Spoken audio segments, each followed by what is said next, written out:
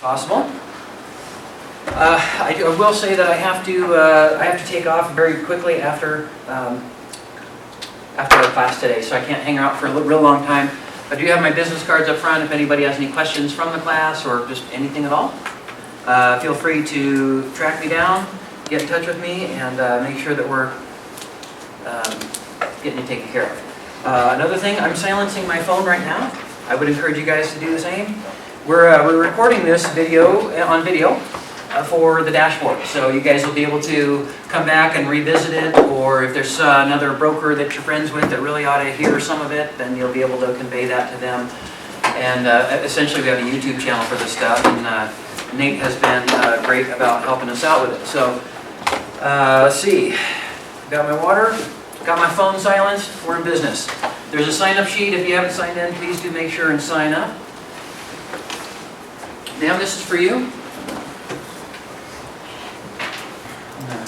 Pass it to her. I'll put some over here as well in hopes that people will be able to grab one. All right.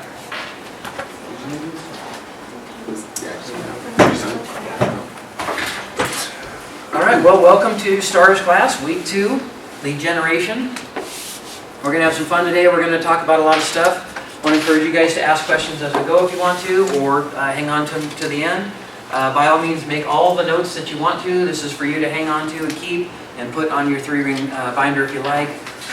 This may help you or inform you, especially if you ever want to revisit or you wake up like, what was all that stuff that guy said that I should be doing today instead of my laundry? You'll be able to come right back in here and find it, and and maybe even reference that. I will tell you guys, this is my 18th year in the business, and a lot of this material I just come across myself this year. A lot of it's basics, some of it isn't, but one way or another, we are never so good at what we're doing that there's some room to learn still. So, and I think that as the market shifts, the cycles go up, the cycles go down, technology changes and stuff. I think it behooves us to be paying attention to that as much as possible. Having said that, we have, I think that lead generation still comes back to people. I think it still comes back to getting up on the phone and talking to some folks and seeing what's going on, and ask them if they know somebody, or ask them how are they doing. So for all of that, I think that it's still something that we want to take into account.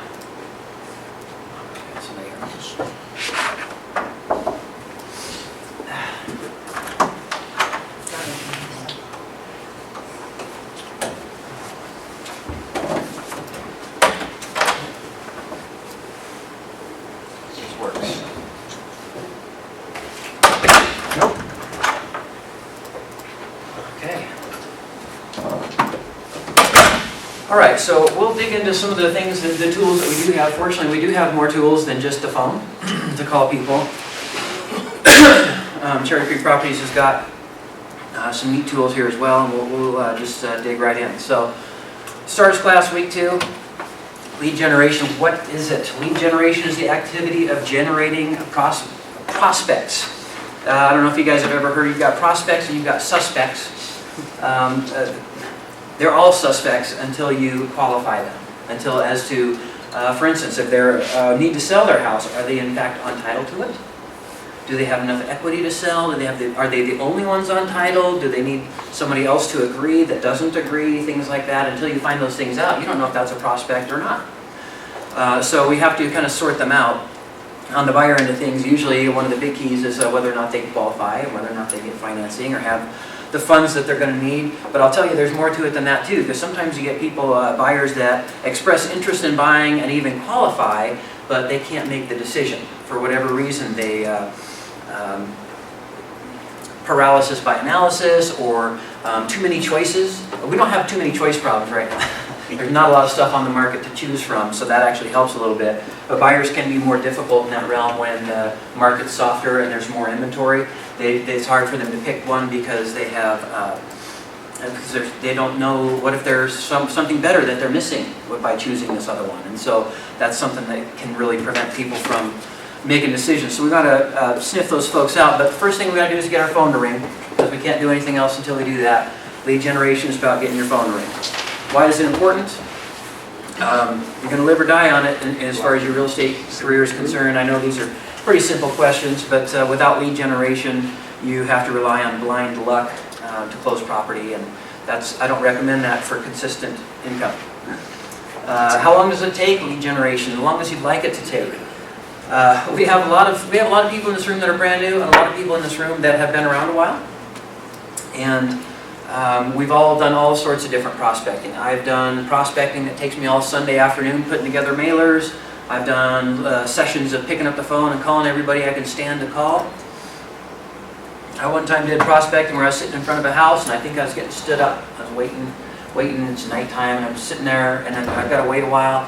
I don't even remember if the person showed up, but what I do remember is that I was bored, and I thought, you know what I should do? I should pick up the phone and call a few people. I was just kind of feeling it. I'll pick up, I'll just go through my contacts. Who do I got? Oh, I'll call Peter. I haven't talked to that guy in a while. I picked up, he sold his townhome and bought a house with me, in the next 30 days. Out of nowhere. He was just thinking about it. So that right off the bat, I want to encourage you guys that kind of stuff can happen. You catch the right person at the right time. And all kinds of good things can happen. But you know what? What if I hadn't made that call? Would I still close? Would he have called me? I don't know. We're not going to leave that stuff to chance. We're going to call them. Okay, how much does it cost and how difficult is it? It can cost any kind of crazy amount of money you want it to cost. Fortunately, this is low-cost lead generation here in this class today. So we're going to give you a lot of techniques. I don't know if anything here is going to cost hardly anything at all.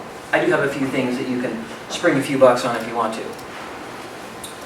Let's see. How difficult is it? Some lead generation is more difficult than others. Sorry, the door was locked. Okay, moving on. Some lead generation techniques produce more leads than others. Some lead sources produce higher quality leads. Can anybody give an example of a higher quality lead? Referral. Pardon? A referral.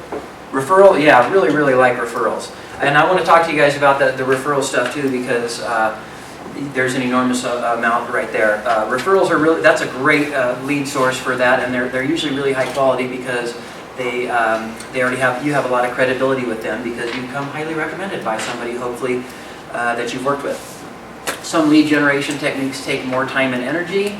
Those things are a little bit tougher for me because lead generation, you have to have the energy for it. If you're going to pick up the phone and get hot for a couple hours and call some people, you better be fired up. You can't just get on the phone and hoping somebody's going to talk to you. That's not going to work. So you're going to be fired up for that stuff there. I'm good with that there, but it kind of wears me out. So I don't do it.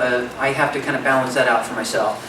Some lead generation techniques definitely cost more. One of the things I want to do is help you guys so that you can potentially get the phone to ring or implement some of this stuff without spending a lot of money, because there are a lot of agents that come into the business new, and they they'll go and spend a bunch of money, or all the money they have, on marketing, on things like mailers to neighborhoods, and maybe homes and land publications, things like that. Things that didn't really manifest into commissions, and now all their marketing money is gone and they're out of the real estate business. There's a whole lot of that goes on, and I'm convinced that many, many brokers that come into the business could have had much more staying power if their marketing was a little more effective, or I should say cost effective. Because it doesn't matter how much you're spending, it matters how much it's bringing back to you, right? Because if you're spending $100,000 a year on marketing and you're making $300 or $400 out of it, then it's all good. But if you're spending $5,000 on marketing and you're getting nothing, then you're just losing $5,000 and you're not closing property. No fun. Some are definitely more immediate, and I will tell you, I want to teach you guys more on the immediate stuff with respect to this class, because the longer term stuff, the long range leads and prospecting, we'll talk about a little bit. But also, we got to hit the ground running. We just stepped into the fourth quarter. Right after that's followed by the first quarter, which is cold, and it makes it tougher. So we want to get hot quickly, but we'll also work on some of the longer term stuff. Okay, first thing, the new centerpiece of Cherry Creek Properties lead generation, the Mobility RE application. Who here is familiar with it so far? Lots of folks. Look at that, almost everybody in the room. Awesome. It might just be because Dino told you about it when you came here. It might be that you've got it on your phone and your sign writers and all kinds of fantastic stuff. I really want to encourage you guys to use this because it doesn't have any cost to you. Cherry Creek Properties certainly does pay for it, and there's certainly a cost for it, but for all of the agents it's free. It's exclusive to you, and the neat thing with that too is that when people are using this app, the only name and number that they'll get is yours. They'll see any listing out there, but they'll only see your face, your name, your number over and over, and it'll continually tell them they should talk to the neighborhood expert. That's you. And so it's a really nice tool as far as the lead capture in that way. I should mention, the Mobility RE app is a lead capture tool. Obviously, when people get the app on their phone, they use the app, you get notified of everything that they do. It's automatic, instant tracking, and on that I want to tell you that they have a website, it's mobilityre.com. You'll want to, if you don't already have your Mobility RE number, you'll be able to go down and talk to Kimberly right after class today and make sure you get it, or you can email her to make sure that you have your number. But you'll want to get into the back end by going to mobilityre.com and putting some settings. And it'll just be related to whatever your specific number is that was assigned to you. But you may want to adjust settings like, I don't want to be notified by phone. I only want email notifications because I don't need 120 texts when I wake up in the morning and somebody has been shopping all night on their app. So you want to, the other thing is just to get acquainted with it. It's a big value to the clients, not only to buyers. This is a nice way to not only capture buyers or to capture leads, but to keep them, because not only can you make sure they got the app and now it's a prospect and you're tracking, you can see what houses they're looking at and everything else, but you can essentially it'll inform you of that, and because they'll be able to search it, it'll inform you of what they're looking at, and because they're searching that way, they're less likely to end up with another agent. Because that happens with buyers, especially you didn't call them back Sunday night, 10 o'clock at night, they don't like you anymore, you're out of there, and they've already got somebody they've been talking to, and you're toast. You guys, the seasoned agents, people who've closed property, have you ever had somebody do that to you? Somebody just flake on you completely and you know they bought, and they just bought somebody else?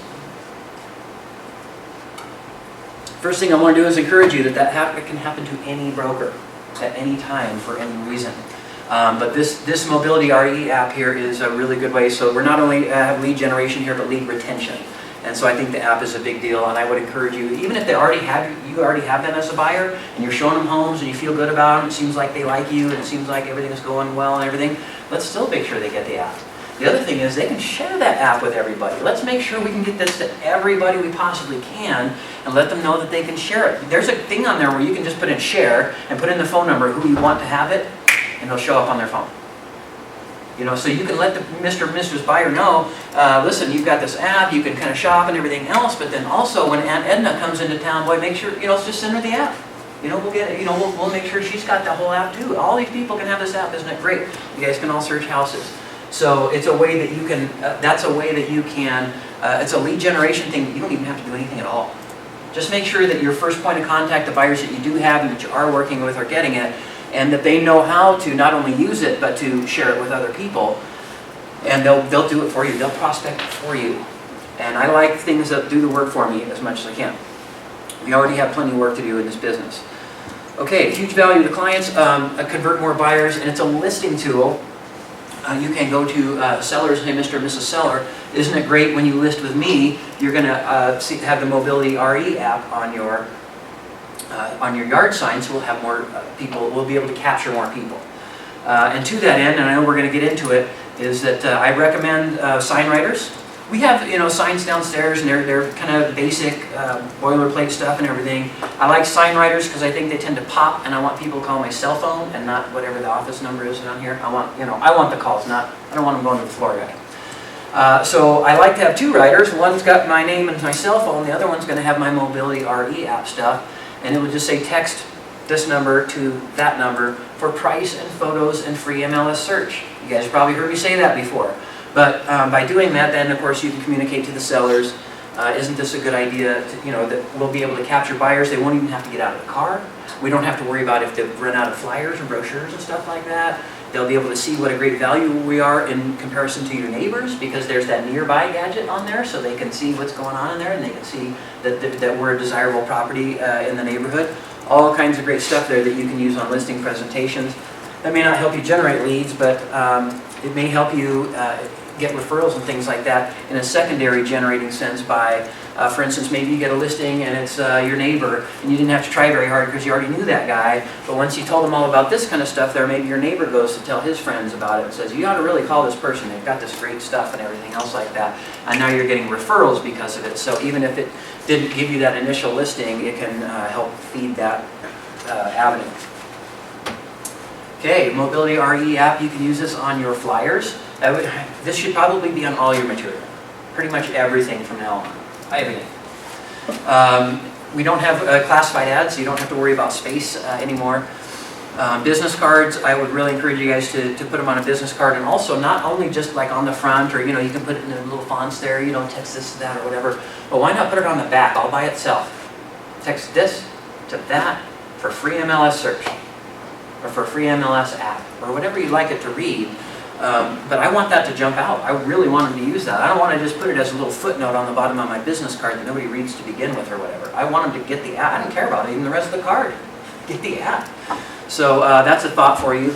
Email signatures, we're going to dig into that here in a little bit, but that's coming up here in a few. But you can put the Mobility RE codes and stuff like that right in your email signature. Sign writers, I just mentioned to you.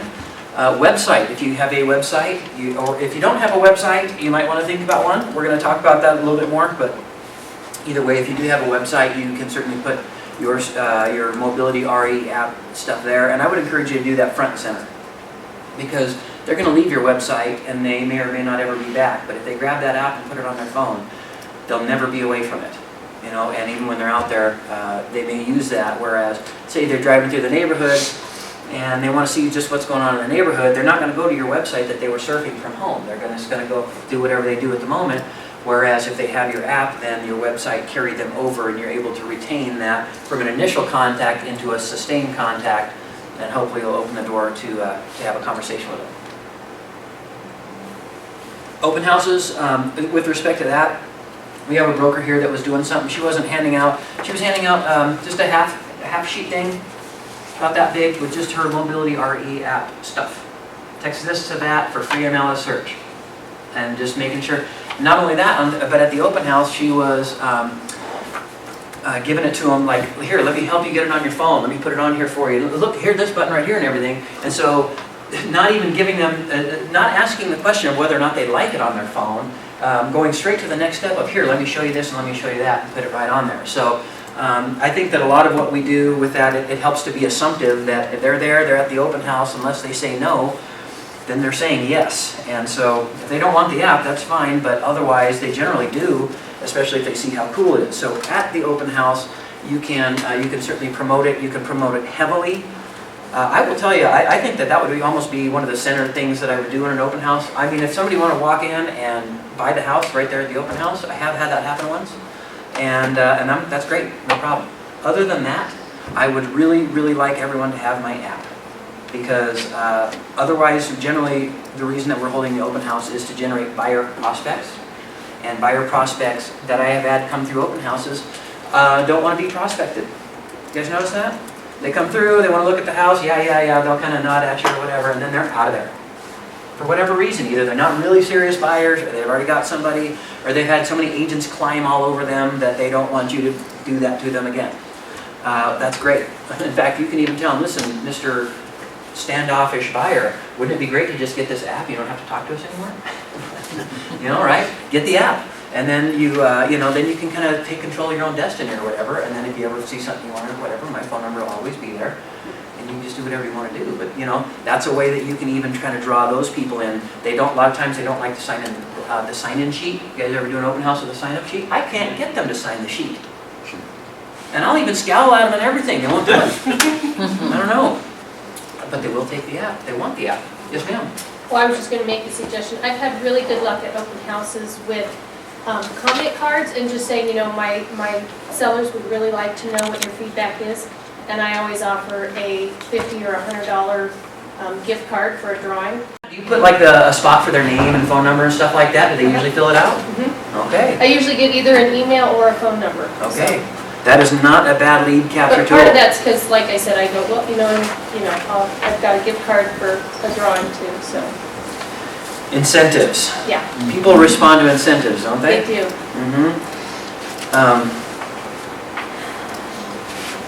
Okay. The Mobility RE Act, learn it. It's not that complicated, but you actually do have to spend a little bit of time on it. Fiddle with it, get it on your phone, put the app where you want it, make sure you know what the logo looks like, know how to work the button. There's really only 4 buttons as far as the main functionality of it. Promote it and work it, take advantage because it's there for you. And if you're sitting there saying, geez, I wish I had more leads, and you're not doing anything with this, then I guess you know where to start, right? Kind of like when you go to the doctor and you're having health trouble and you smoke a pack a day, I guess we know the first thing to start with, don't we? If you're not closing enough property, prospecting is the foundation. Okay. Lead generation, traditional methods. We're going to dig into some traditional methods and talk about that a little bit. We'll start with open houses, as we just mentioned. More buyers show up in hot markets. That can be fun. I've held some open houses where I can't even get a spare minute to myself, and other ones where I can't get a person to come through the front door. The only thing I can get is a tumbleweed out there rolling by. Nothing. So you never know with open houses, and I think it's an obvious thing that you want to try and select open houses that are easy to get into. If there's too many curves and turns and stuff like that, people will lose interest or they'll give up on you. Although sometimes there's just not much you can do. Fortunately, with open houses, they are free or low cost. Typically, there's some startup costs with open houses, buying your open house signs and things like that. I've actually got some stuff that was given to me recently. They're the little flags, the little triangle flags like you see in car lots and stuff like that. And I've had really good luck with that. It adds a ton of visibility. Otherwise, I will tell you that I have been known to buy the little kit with the balloons and the little tank. And whenever I'm putting my signs out, I'll put a balloon or two, just because not only do they catch the eye, but they let you know what's going on right now. Because balloons die, don't they? It's still going on, it's fresh. So I like to do that. I think to the point that I think you got to put something on there, or else you really, really lose a visibility factor. Something that's moving or flapping around or something. Positions you for incidental business. I have gotten all kinds of incidental business from open houses. I did have somebody that drove up and said, we'll take it. And they were not on the market. They weren't shopping at all. But they saw it, they liked it, and they qualified and they bought it. So you never know right there, but you also never know if the neighbor's going to come over and start talking to you about what's going on in their situation. And that can be really useful, and we'll talk about that here in the next slide. This is one of the ways that you can make sure that the neighbors show up. Why not walk 40 or 50 flyers the day before or the day of the open house, promoting the open house? Knock doors and talk to the neighbors. Neat thing about it is, for this, I'm not in love with door knocking because people generally aren't happy to see you. They're not. When somebody knocks my door, I'm not so thrilled about it either, so I get it. I do. But it's a part of what, it's a really powerful tool, frankly, I think. I have done all kinds of good walking flyers. I have done all kinds of rehab properties. I had some mentees that I encouraged to go and knock doors on foreclosures, people that had filed NED on them. And on their 8th door, they got a listing. And we just closed it recently. And really worked well. And they were hunting short sales with the foreclosure list, but because the equity in the market's improved, we didn't even have to short them. So really, really nice outcome there. But why not walk 40 or 50 flyers the day before, the day of, promoting the open house? You could even just give an MLS printout on it. I would encourage you to give them something a little more fancy. Why not something that's half with the house and a picture or two and some data, and then the other half talks about your Mobility RE app, for goodness sakes. Why not? You can even tell them, here's a couple of quick hits on it. If you want to find out the rest of the stuff about the house, you can get this app and you can see all the pictures and you can do all this. Or just come over tomorrow. Come over to the open house. We're going to have it going all day. You know, if you got cookies or lemonade, whatever you want to do there, you can encourage them that way. You know, hey, come on over. You can kind of, sniff through the cabinets and the closets and stuff like folks tend to do. Whatever kind of lighthearted thing you want to do with that, that tends to be the approach that I have. But I really want to encourage people to come over. And the neat thing is, I'm not selling anything at that point. I've got a flyer. I'm just giving it to you, just letting you know about the thing. That's all I got to do. And so people don't mind that. You know, if I open the door, somebody's door knocked me, and I open the door, and they barrel right into that spiel about how they're going to sell me magazines subscriptions so that they can go to some vacation or something, I shut down really quickly. You know, but for something like this, I think that people are generally receptive to it, and usually they'll at least take your flyer, if nothing else. But I would rather, if I'm going to hold an open house, I'd just soon have people go ahead and show up. So I don't mind taking the extra step here, but the other thing is that you can meet new people this way. I want to give them the flyer, and that's my in. Hey, that's why I'm at your door. I've knocked your door because I'm doing an open house, and here's the flyer. How's everything going for you? Because not everybody's going to want to have a conversation with a stranger that just knocked on their door, but some people might, especially if you have your real estate logo here, or maybe your name badge, you've got your flyer right here. If you can work in a couple of comments or ask them a question, for instance, a salty question that makes them thirsty for more information, like, have you heard what's the house they're selling for in here? Or, or you could even have on the flyer, put stuff about the house and the address, but not the price. Have you heard what prices or what's going on with pricing in here? They haven't, maybe they've heard, maybe they haven't, but they definitely want to hear what you're about to say next, don't they? Right there? If you're a homeowner and somebody says something like that, don't you at least want to hear what they're about to say? Those kind of things can be something that that gets them to want a little bit more from you rather than get away, get away. Why not ask, why not put a few things out there that might pique their interest just a little bit and still be fairly harmless and not complex, where you can open those conversations. I've had people that have listed their property. They come to my open house where I'm holding my listing open, and they come there and they see it and everything like that. What they're really there to do is to set an appointment with me so they can list their house, because I knocked those doors. I have had people who brought their family members in. Family members are coming in from out of town, and now they're bringing them in, so I get buyers out of it. But it was, I don't think that they would have come even to the open house had I not knocked on the door and had that conversation. And even just a few minutes. Come on by, we're going to be there all day tomorrow. Come keep me company, for goodness sake. Sometimes it gets a little lonely in there, and I think that people respond to that, and they really don't mind. So I want to encourage you to do this technique. If you're going to do open houses at all, why not do that? Why not take a couple hours, knock some doors, reach out to people, and not only that, but it's a recognition thing. If you're doing it in a certain community or a certain neighborhood, and you try to farm that neighborhood a lot, you would especially want to pile it on. So if you do get a listing in there, you can hold lots of open houses, you can knock on lots of doors, because you're trying to get recognized by everybody, so that everybody knows that that agent is the agent for this neighborhood there. I swear people have called the broker. I used to live in this neighborhood where this guy advertised on all the bus benches. All the bus benches around the neighborhood was this guy, over and over and over. And you always got mail from him, and he put the pumpkins out there, and he put the little flags out there on the 4th of July, and the whole thing. And I swear people listed with the guy because they didn't realize they could list with anybody else. I think they really thought the guy owned the place. So there was like some kind of a rule because he was so prevalent, with that kind of thing. And that's a tough thing to do, and that takes a lot of investment of yourself and your time and money to get to that place. But you don't need to get all the way to that place, but why not do some of this, especially if you're trying to build at least some of that. And if you really want to get to that place where you own a neighborhood, you want to plan on this for sure. Okay. Craigslist. It's similar to the newspapers in its general function, and I like Craigslist because it's free. I do like that a whole lot. It's a low performer, and I don't like that so much. I don't know how you guys have done with Craigslist. Most of the Craigslist ads that I have done have been not that heavy of results. I've gotten calls and I've gotten results, just not very much. And I tend to get a little bit more of the people that don't qualify. If I get 10 leads, and it used to be that 8 of them didn't qualify, maybe now it's 9. Or 8, I don't know, it's not that bad. So you never know what you're going to get when you're running ads, obviously, but Craigslist tends to be a low performer, and part of the reason is a lot of people don't really look for real estate on Craigslist.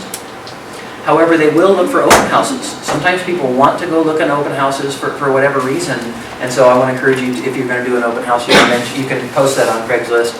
But why not post some ads on Craigslist? Truly, why not? You guys know you're allowed to advertise HUD homes? You guys can advertise HUD homes all you want. You cannot hold them open, but no open houses on them. But you can advertise them till the cows come home. So if you don't have any listings to advertise, you can go from that. You can search the MLS. I would encourage you to search. We have almost 1,200 agents here now. We have a lot of listings. Something out there, somebody will let you advertise if you need to. But why not have 2 or 3 Craigslist ads running all the time? They only take 5 or 10 minutes, right, to build them. Click, click. Every couple of days you can get in there, refresh them, and do a little 48-hour refresh thing and stuff like that. It costs you nothing, and they're just always there, always there, always there. And it could be that you get a couple of closings a year because of it. Well, that's $5,000, $10,000, $15,000 extra just because you always just Just a little, it's a little drip thing. It's a little small thing. You can spend 5 minutes a day on that and keep it always there. I mean, if you could spend 5 minutes a day on prospecting and improve your numbers by 10 or 15 grand a year, is that worth it? I think so. I think so. Especially it's free. It's free, for goodness sakes. Advertise starter homes with maximum features. That's a strategy that I have utilized over time. One of the ads that I used to run in Aurora was 4-bed, 3-bath, 2-car garage, Cherry Creek basement, Cherry Creek schools, and then just me, basically. Very little else. Very little else. But that sounds like, oh, and it would be under 200. So, of course, I haven't told you the rest of it because I've only got that much space in my classified, but the rest of it is, of course, that it's kind of a stinker and it backs up to a horrible road of some kind and stuff like that. So, but the ad would make the phone ring. Okay, so because I don't care what they buy, I just care that I'm there when they do it. So I want them to get the phone to ring. So if you're going to advertise on Craigslist especially, and it's going to be something besides your own listings, which you can't really control what their features are, why not look specifically for houses that look like they have a lot of features that don't cost a whole lot. You know, that look like a good deal. Everybody wants a deal, right? Buyers, they're looking at stuff. If they're looking at stuff, man, this one, what can I do to my ad when I've got a buyer that's looking at my ad on Craigslist to get them to pick up the phone and reach out to me and call me? It's hard, right? They've seen a ton of stuff. And in 5 minutes, they've seen 100, 200 houses. I don't even know what. So the trick is to make it look like something that they just have to know more about. It's a screaming deal. It's screaming out to them. They got to do something about it. They at least got to find out something. They at least need to sniff it out and make sure that it looks too good to be true. I at least need to make sure, yeah, it's probably too good to be true, but I got to call and find out. That's the stuff you want to get. So anything that you can do in your advertising to make them thirsty for just a little bit more information, that they've just got to know a little bit more about this one. That can be tough to do, especially if your listing is highly priced and things like that, but you catch the right person on the right day or mention the right item, and it can be enough for the buyer to pick up the phone. This is another really big thing that I do when I'm doing this kind of advertising, is to promote down payment assistance. This kind of advertising I think is most effective for stuff $250 and less. And that being the case, a lot of the buyers that you're going to have are going to be first-timers or are going to need down payment assistance and don't have a lot of cash to work with. So first of all, I would encourage you to be acquainted with down payment assistance programs because they're out there and there's a bunch of clients that need them. And if that is not something in your repertoire because you don't have any expertise with it and you have to turn away clients, not only are you turning away money, but that's one less thing. It's a disadvantage that your clients have by working with you. Now I want my clients to have advantages in working with me. And when we go on appointments, that's what we tell them. Look, there's advantages of working with me, Mr. and Mrs. Seller. I do this and I do that and I do all this other stuff. And so we don't want them to be disadvantaged. So I would encourage you guys to at least be acquainted with that stuff there. But I have found that another part of the advertising that I have done involves mentioning a low down. When I was running my little classifieds, one of the ingredients that I would mention is $1,000 down. Now I had to put all the little fine print afterwards to follow up with Regulation Z, as it were, but it still worked, it still complied, and the headline was great deal, $1,000 down, 4-bed, 3-bath, 2-car, Cherry Creek schools. Call Sam. That's not bad, right? People are going to call that. We can't do that on every ad, but if you can get good at writing good copy, and for instance, check this out. Why not get on Craigslist or other places and look at 10 ads or 20 ads or 30 ads and see what you like about them or what you don't. Are all 30 of them stupid? Maybe. Or is maybe half of them they're no good at all, or maybe most of them, but there's one or two that really look good. They were kind of flashy or seem like something that somebody had put a little bit of time into, or something that, hey, this ad, I just opened this ad, this is something I would call on because of the way this ad was put together. Why not? Don't reinvent the wheel. Look at good advertising and duplicate the good advertising. Now you have good advertising too. Okay, on Craigslist, why not promote Mobility RE? Put your stuff on there. For goodness sake, do you know we have brokers that are running Craigslist ads and there's no house? They're not putting any house, they're not putting anything except their Mobility RE stuff. Because we don't want them on Craigslist looking at some house or whatever like that. We want them on our Mobility RE app looking at the whole market. Why not run a Craigslist ad that says, listen, Craigslist surfer, get off Craigslist and get this app if you're looking for houses. You know, that kind of stuff. Any kind of approach that you want to use with that, but if they're looking for houses on Craigslist, they should have your Mobility RE app so they can look at houses better. And then refresh the ads for new activity. Easy to do. Click, click. You can do that while on a commercial break while you're watching your show if you want. Okay, other internet sites, Zillow, Trulia, and Redfin are among the most prominent right now. And the first thing I like to make a point of is to acquaint yourself with these places because your client has, the public knows about these sites and they are going to these sites. You know what else? These sites have apps too. You know? What I want to tell them too, especially if people are saying, you know, there's, and this is something you can tell them at an open house or that kind of stuff, there's Mr. and Mrs. Prospect, there's different apps for stuff, certainly, you know, Zillow and these guys or Trulia, there's apps for this or that, but my app is an IDX feed, it's the MLS. It is the MLS. You don't need to go through this squirrely backdoor stuff, you know, with data that is out of date. You know, there's stuff over there that shows that it's available when it's sold or it's under contract. There's been price changes that aren't reflected in Zillow and Trulia in those places, so it's not as current, it's not as good. And with the market hopping the way that it is and stuff jumping off the shelf, if you're waiting and shopping on Zillow, the good stuff's already gone. By the time it hits Zillow, it's already gone. Am I right? Does everybody know about that? Yeah, you hit something in the MLS, you get offers in your first 24 or 48 hours, boom, you're under contract. That's right about when it's hitting Zillow, you know, those places. So that is a great point that you can make to people when you talk to them on why they need your app. But let's get acquainted on there. Why not have a presence there? You can make a profile in these places. It doesn't cost any money. I do want to encourage you to use caution spending money there. Zillow calls me from time to time and they want to sell me zip code or kind of part of a zip code, kind of. Yeah. I have yet to pull the trigger on that purchase. I don't know though. You know, the thing is, what if I were paying, huh? I've pulled the trigger. Have you? Don't do it. Don't, okay, all right. Okay, so use caution. I paid for 6 months, not one lead, All right, there you have it. so. Now, Just and- my own personal experience. And so that thing, it wouldn't matter if it was $100 a month or $400 a month, it didn't work. Right. You know, the one that they were shopping me was like $400 or $500 a month, and I'm like, I don't know about that. The other thing is that I don't know, you know, those kind of places can potentially diminish our role in the industry entirely. And so the more we're paying places like Zillow and this and that to feed us business, the stronger they get. And the stronger they get, the more they would potentially disrupt the real estate industry to the point that brokers, I don't know if do they go away? Everything's different than it was 10 or 20 years ago. And I mean really different, especially 20 years ago. So, so who's to say, but in the meantime here, when we're doing lead generation, why not be on these places? And I think that you can spend a little bit more and have like a little bit more to it and stuff like that. But at the very least, I would encourage you to look around and know what your options are in those sites. Have a profile, put your picture on there so everybody can see you, and because your listings do show up there. And I get emails, hey, is this your listing over here? And I'll go over there, yeah, that's my listing. It's showing up in Zillow now, and I want to kind of claim it. You know, somebody else can claim your stuff. Yeah. So, Well, I was also going to recommend that as they're getting listings and sales and everything, that you do have clients, ask them to put comments on all of those things, because that helps you more than paying for the... that's good, client referrals.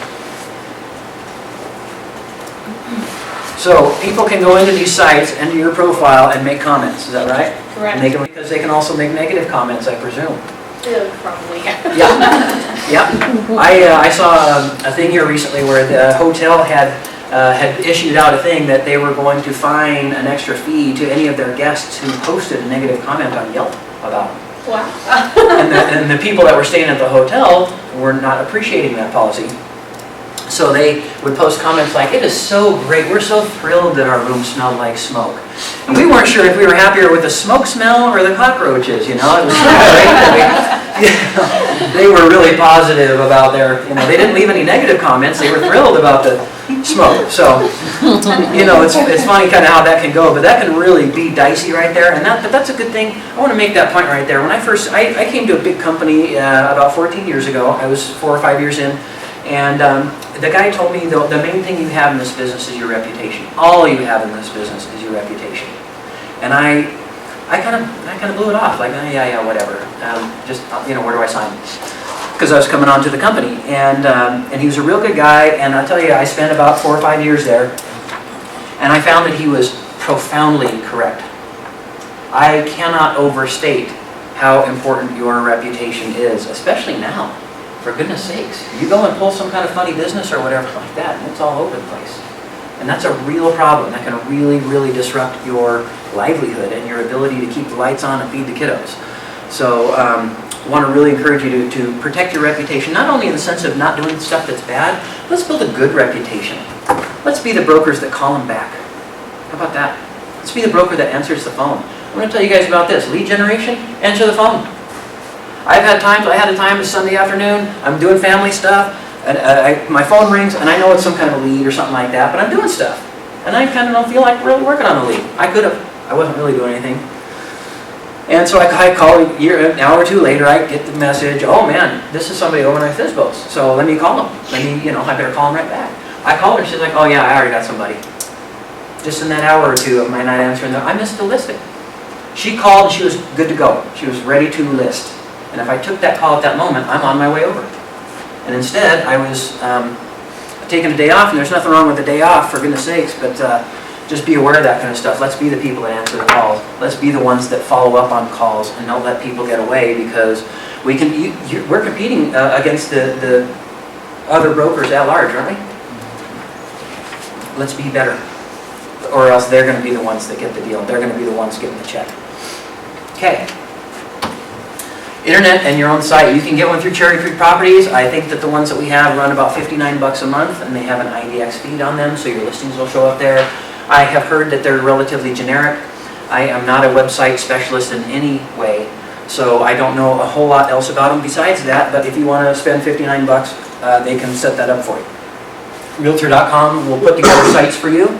You can build your own. I built my own. It's not related to real estate, and I built it with GoDaddy for $100 or something, and it's good for a few years. So I also put a blog on mine, but this is something to think about. Have anybody here run a blog before? No bloggers, okay. There's a website called Active Rain. You guys have heard of that? It's a real estate blogging site. First of all, I would encourage you to get on Active Rain and just look around. Lots of interesting stuff there, and there's a bunch of real estate agents talking real estate. And I think that's a good thing in general, because it gets you in that real estate frame of mind, thinking about real estate stuff that you're doing or have done or need to do, rather than laundry and dishes. So it can really help to do that. But if you're going to do a website, why not run a blog on it? Why not post a few paragraphs every now and then about whatever? You can mention, congratulations to my buyers. They got something really neat in Aurora. We were able to get something. Maybe expand on the experience a little bit. Maybe every time you have a real estate experience, you can post that on your blog. You can just say, hey, we went out and we put in a lot of we put in bids. This is our third one. We finally got it. Things like that. That can actually help you, so that when you're dealing with people in the future, you can encourage them. You can go by my blog, or you can use that as a reference.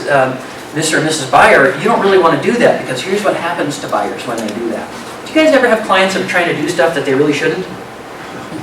And you have to tell them, no, you shouldn't do that there. That's going to mess stuff up.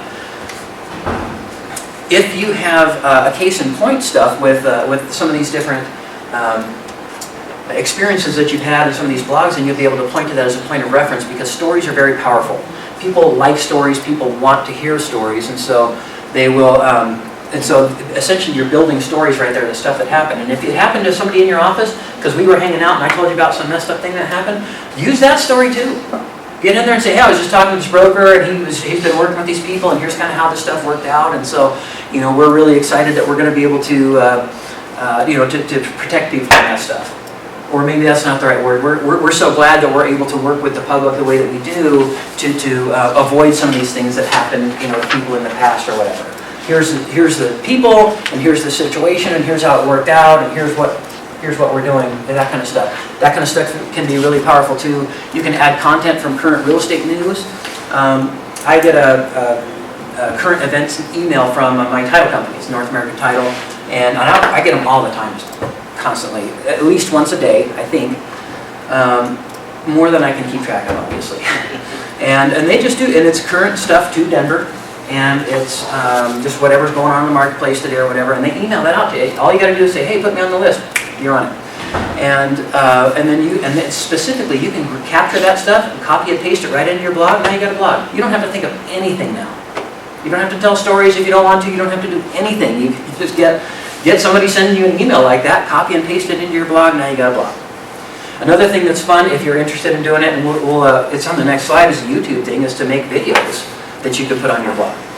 Why not have a YouTube channel and have videos, and you can have 2 or 3 minute videos where you're talking about whatever you want to talk about. Hey, you guys, today I'm going door knocking today, wishing you luck. I'm still on track to close 30 properties this year. I'm still shooting for it. Today we're going to do this and that. The weather's going to be great, and the market's real good. Here's what's going on in the market, or something I just ran into, or it's been a great summer. The fourth quarter's looking good. Any kind of stuff you want to talk about, and or why not take that content that somebody's already handing you for free and just talk about that? You can talk about stuff without spending any money. You can get all the content you can imagine. We have the internet, for goodness sakes. And so there's no shortage there. You can do the IDX feed on your blog. I kind of like the idea of that, but it can go either way, because what if they want to only list, what if they've got it in their mind that they only want to list with somebody that's just got listings coming out of their ears? They want the big guy who's on all the grocery carts at the grocery store they go to. They want the big guy. And so they look at his stuff or whatever, and then they say, well, we better interview a few people, and one of them is you. And you have to compete against that guy. How's that going to go? Is that going to be something where they're going to look at your website and say, geez, they only actually have 2 listings? The guy, the big hitter guy with the grocery carts everywhere and stuff like that, he's got 20-something listings on it. Half of them are probably gone or worse, but it can work either way. It can work for you or against you with respect to your IDX feed if they see that you have very little going on. So it depends on how you present yourself and how you overcome that sort of objection. If people object to your working with you because maybe you're not that experienced, or you don't have that much stuff going on or whatever, you could certainly answer that sort of thing with overcoming objections like, the good news is that I've just closed a bunch of things there, and so that's why I'm open to a bunch of new business, and we'll have a really high level of service. You know what I mean? Do you want somebody that's so jammed up they don't even have time to come to your closing? I've worked for brokers like that. Don't come to their own closings because they're busy out there turning and burning. He was listing like crazy. He had listings more than you could count, but he didn't even come to his own closings. And whereas, do you want that, Mr. Prospect, or would you rather have somebody that, like Jerry Maguire, he's only got 1 client, and that client's getting all his attention? And so in that sense, as a matter of fact, part of that thing in that movie, he says, not more clients, he says less clients. Just like that. And so I'm not in here to advocate less clients for you. This is a lead generation class. But I think that in that situation, if with that kind of objection, there are ways that you can deal with that. And I'll just use that as a segue to tell you that next week, next Wednesday, 10 a.m., same time and channel, we're teaching scripts and dialogues and overcoming objections. And I will be teaching, I think, the whole thing. So come on back and we'll do some scripts and dialogue stuff on that. Moving forward, because we're on the clock. YouTube, make videos periodically, post them on your site and or blog, and I would encourage you to have a YouTube channel. Why not? It doesn't cost anything. Make a YouTube channel for yourself, start putting your videos on it. Probably want to keep it strictly professional and not put any of videos of you guys boozing in Vegas or anything else that you might have video of. Post the videos to Facebook and Twitter. That's kind of a neat thing. Whether it's, if you just have a YouTube channel and you just want people to go there, you can just get a link to the YouTube video and post it right on your Facebook feed or your Twitter feed. Hey, I just posted a 2-minute video talking about the real estate market, guys. Come by and check it for real quick if you want to before you start your day. Have people come by, put those links up in those places. If you put the YouTube video on your blog, then the link that you'd want to put in other places would be to the blog, not just to the video. Because now I want them to come to the blog, because then now they can leave comments. Hey, great video or whatever.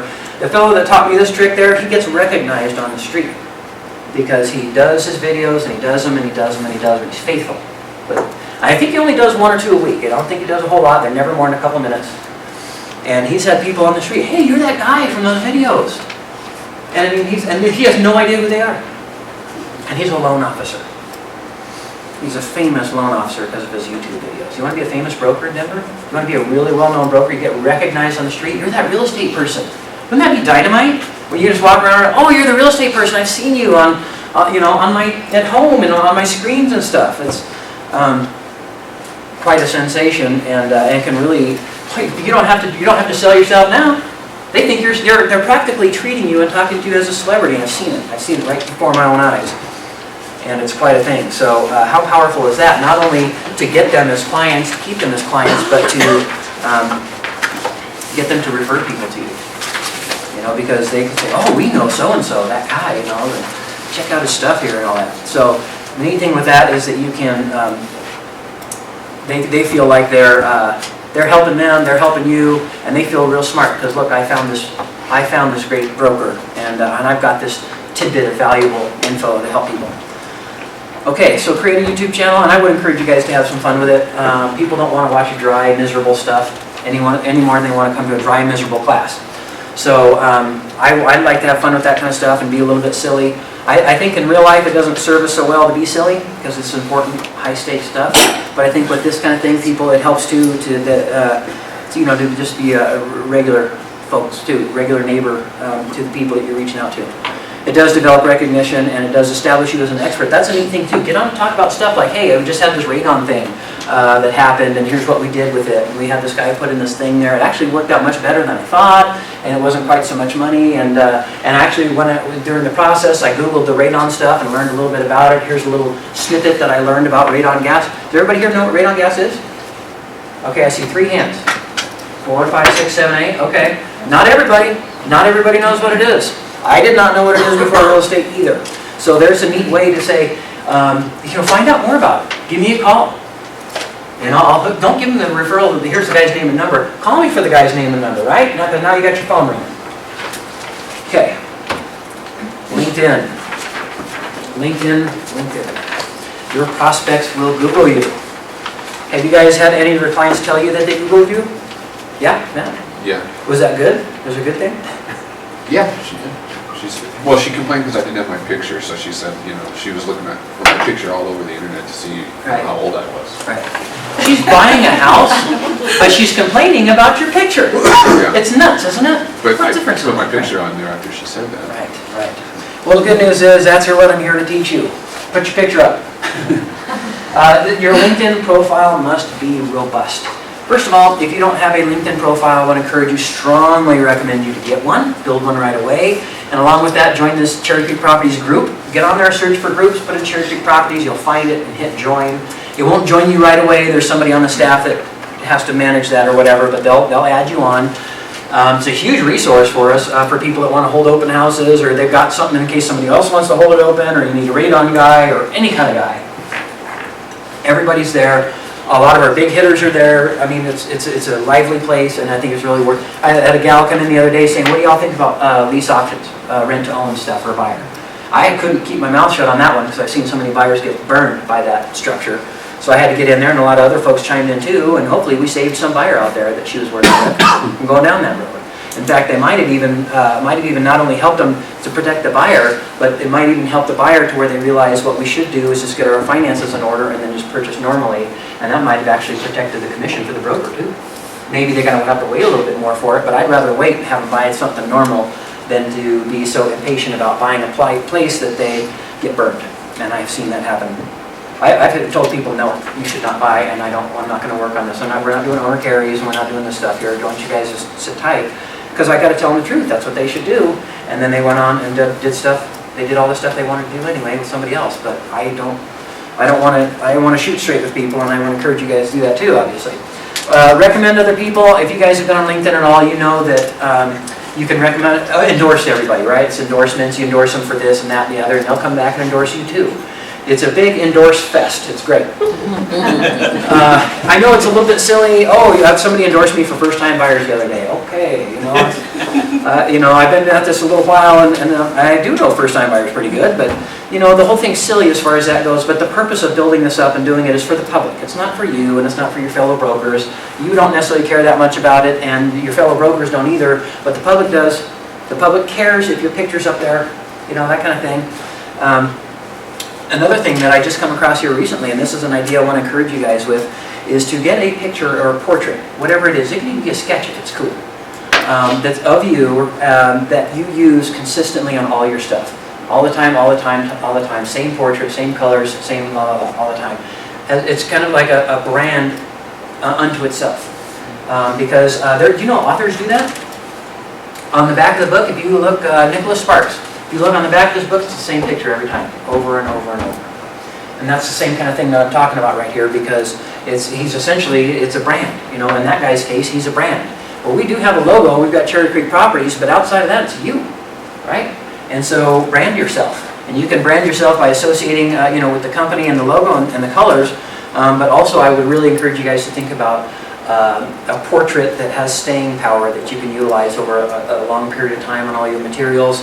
You can put it in the MLS, you can put it on all the websites and all that kind of stuff out there, because if they see you on Zillow, and then they see you all over on Trulia too, and then they're dinking around with the MLS stuff, and then they see you there and stuff like that, maybe they'll start to figure out, this is that guy. I keep seeing this one picture over and over, but if you use a different picture every time, they might see 4 different things from you and not even realize that it's the same person.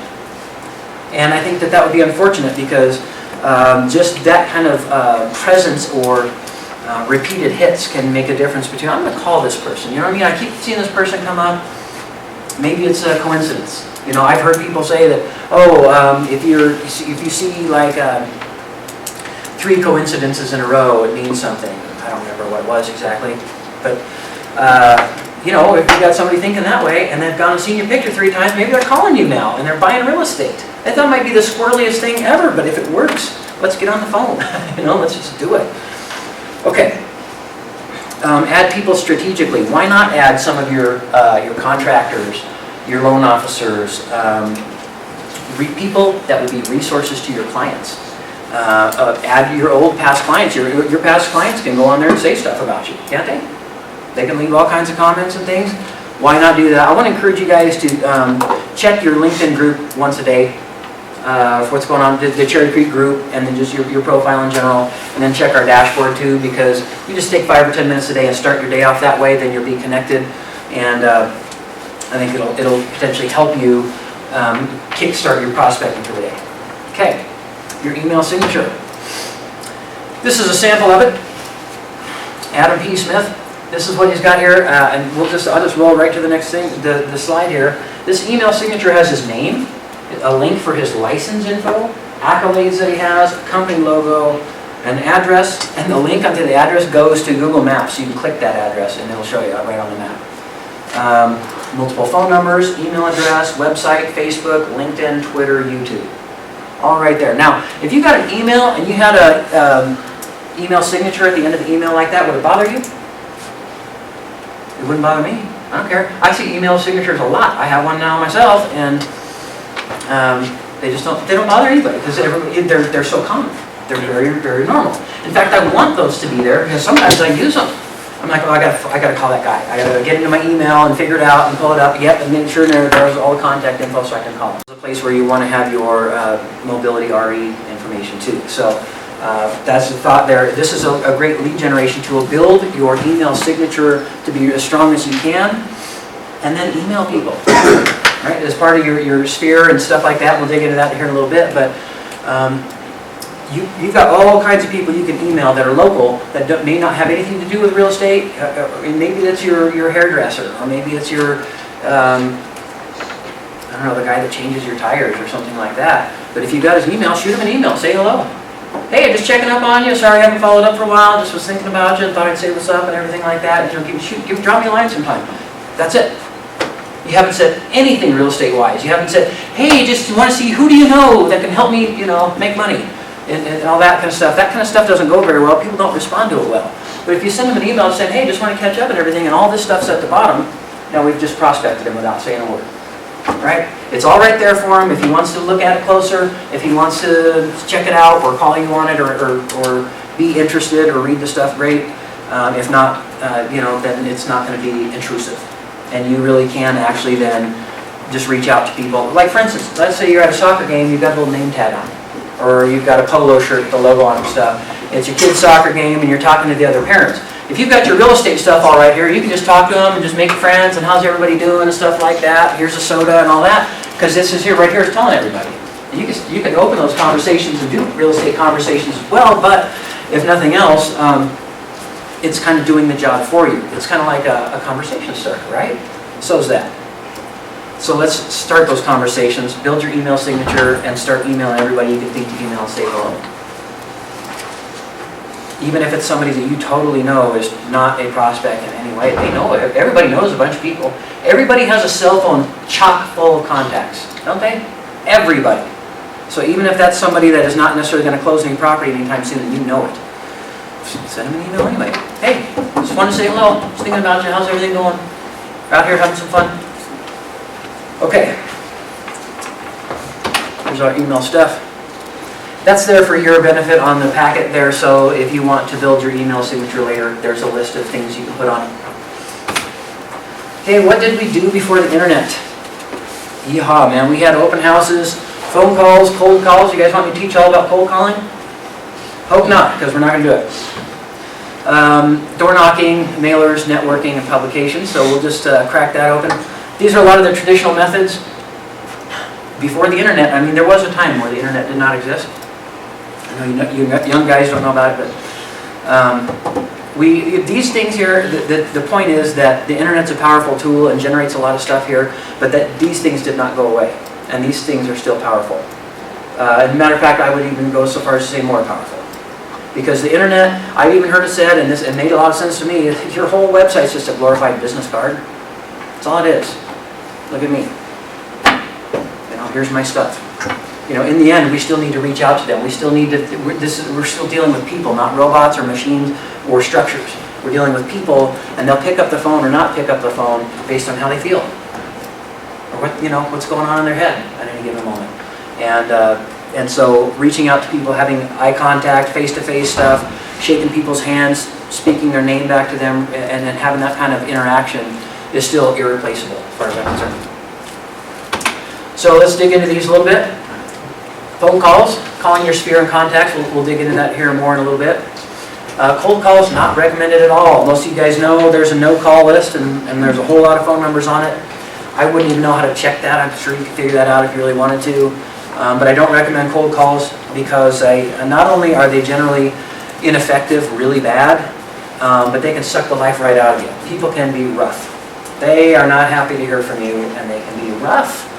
And so between the no-call list and the completely unwelcome nature of cold calls, I want to recommend that you skip them entirely. Do any other prospecting than that. Aren't you glad? Aren't you glad I'm not here telling you crack open the white pages and get going? That's what they used to do. Seriously, I was taught that in the 90s. Crack open the white pages and get after it. Here's a script or two. You can close the property that way. Or at least it used to be that you could. Okay, for sale by owners, you guys are probably familiar with that to some degree. People trying to sell their house without an agent. For sale by owners found on the Craigslist, newspaper, Zillow, and Trulia, and so forth. And then scripts, what to say. Verbiage and dialogues coming next week, so we'll dig into that some more. But when you're calling, you can call, these are some of the folks you can call. And so we'll dig into this, and then I've got some other stuff. We're going to talk about foreclosures, expires, withdrawals real quick. The pros and cons of for sale by owners. The bad is that they are often overpriced. A lot of times for sale by owners are for sale by owners because they're trying to maximize their dollars on their way out. They don't want to pay brokers, and they want top dollar. They want more than anything else has ever sold in the neighborhood because their house is the most magical. And they haven't had any real estate professionals let them know that that's not how it works. So here you come. Okay, they're solicited by a lot of realtors a lot of times. It has been said that FSBOs aren't really trying to sell, they're just interviewing.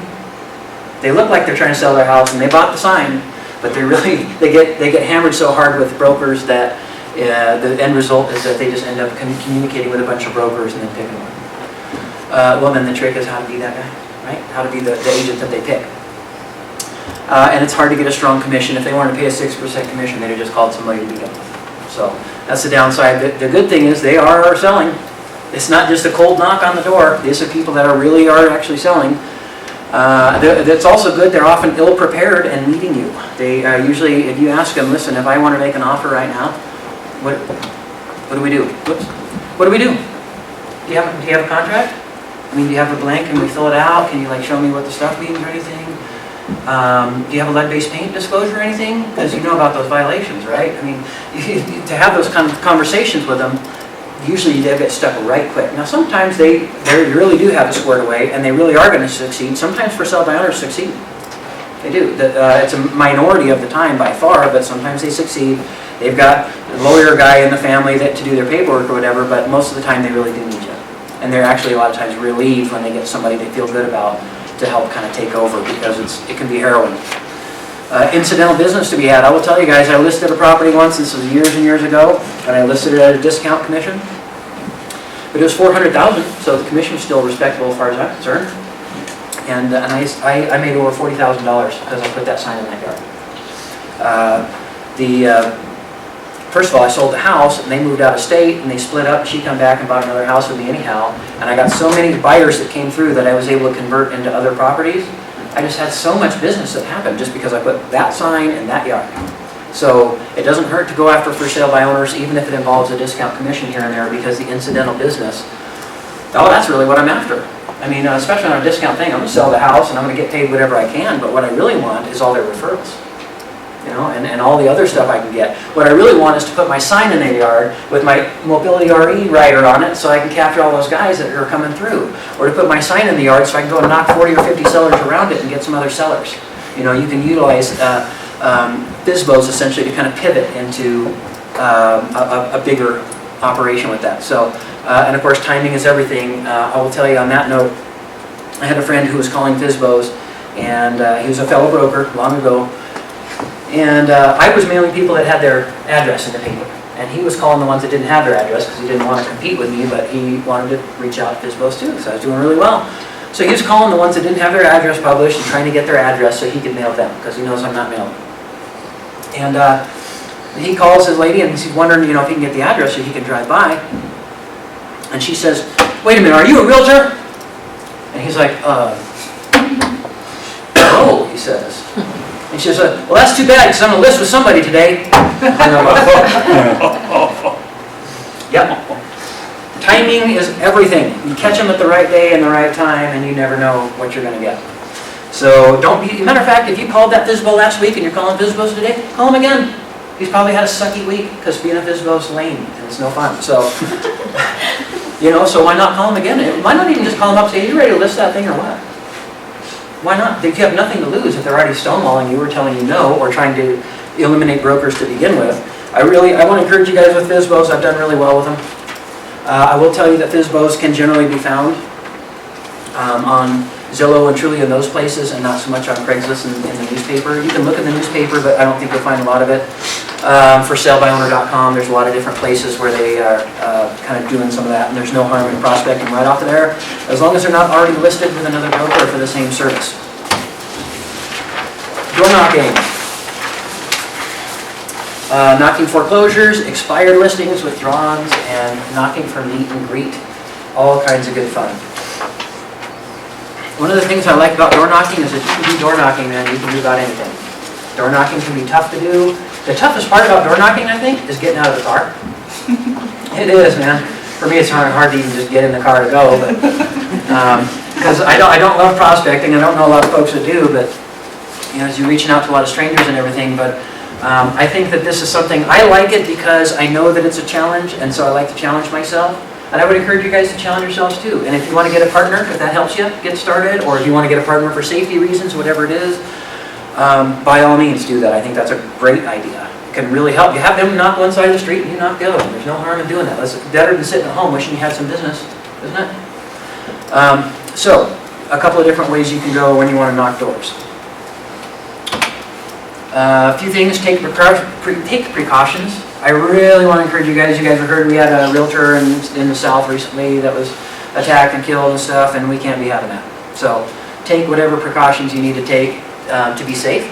Partner up with somebody. I really like that one. I think that helps not just with the safety thing, but also with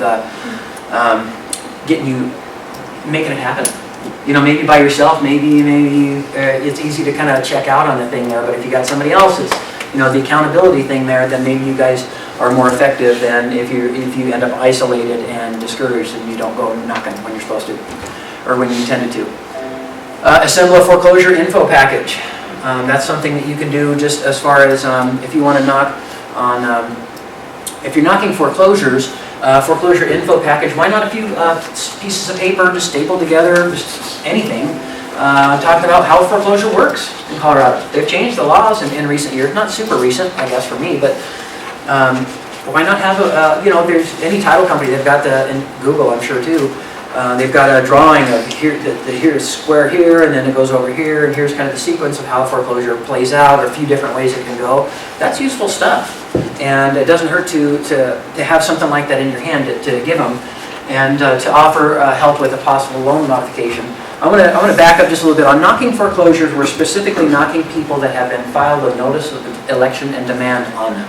That means that somebody's got a lien on them, the lien's not being dealt with faithfully, and they have filed foreclosure proceedings, notice of election and demand, and in most cases they do end up, they don't get cured. They do end up foreclosing or short selling. So I like knocking foreclosures because they're people that have a problem, and I'm a person that has answers to a lot of those problems, and so we should get together. Doesn't that make sense? So one of these things, if you're going to knock foreclosures, is have some answers. Find out about the stuff for yourself if you need to, how foreclosure works, what kind of things, so that if you're knocking doors and people are in foreclosure, what would you tell them? If you're new and you don't know, get with your mentor and ask and find out. If you are not new and you don't know, I guess come and see me. But get online, there's lots of different ways to learn about it. Matter of fact, a lot of title companies teach on that stuff, foreclosure stuff a lot, because they deal with that part of the process. So if you want to learn foreclosure stuff, you can do that there. So if we're knocking for people that are in foreclosure, we have to know that they are in a difficult place. Being in foreclosure is not a happy time. It's not a happy situation at all. Let's see. Offering to help with possible loan modification is a technique that I've used with great success. A lot of people that are in foreclosure, sometimes they want to stay and sometimes they don't, and sometimes they want to and they can't, all that kind of stuff. But what I like to do just as a service, as kind of a segue into the conversation, is I'm willing to help them do the loan modification.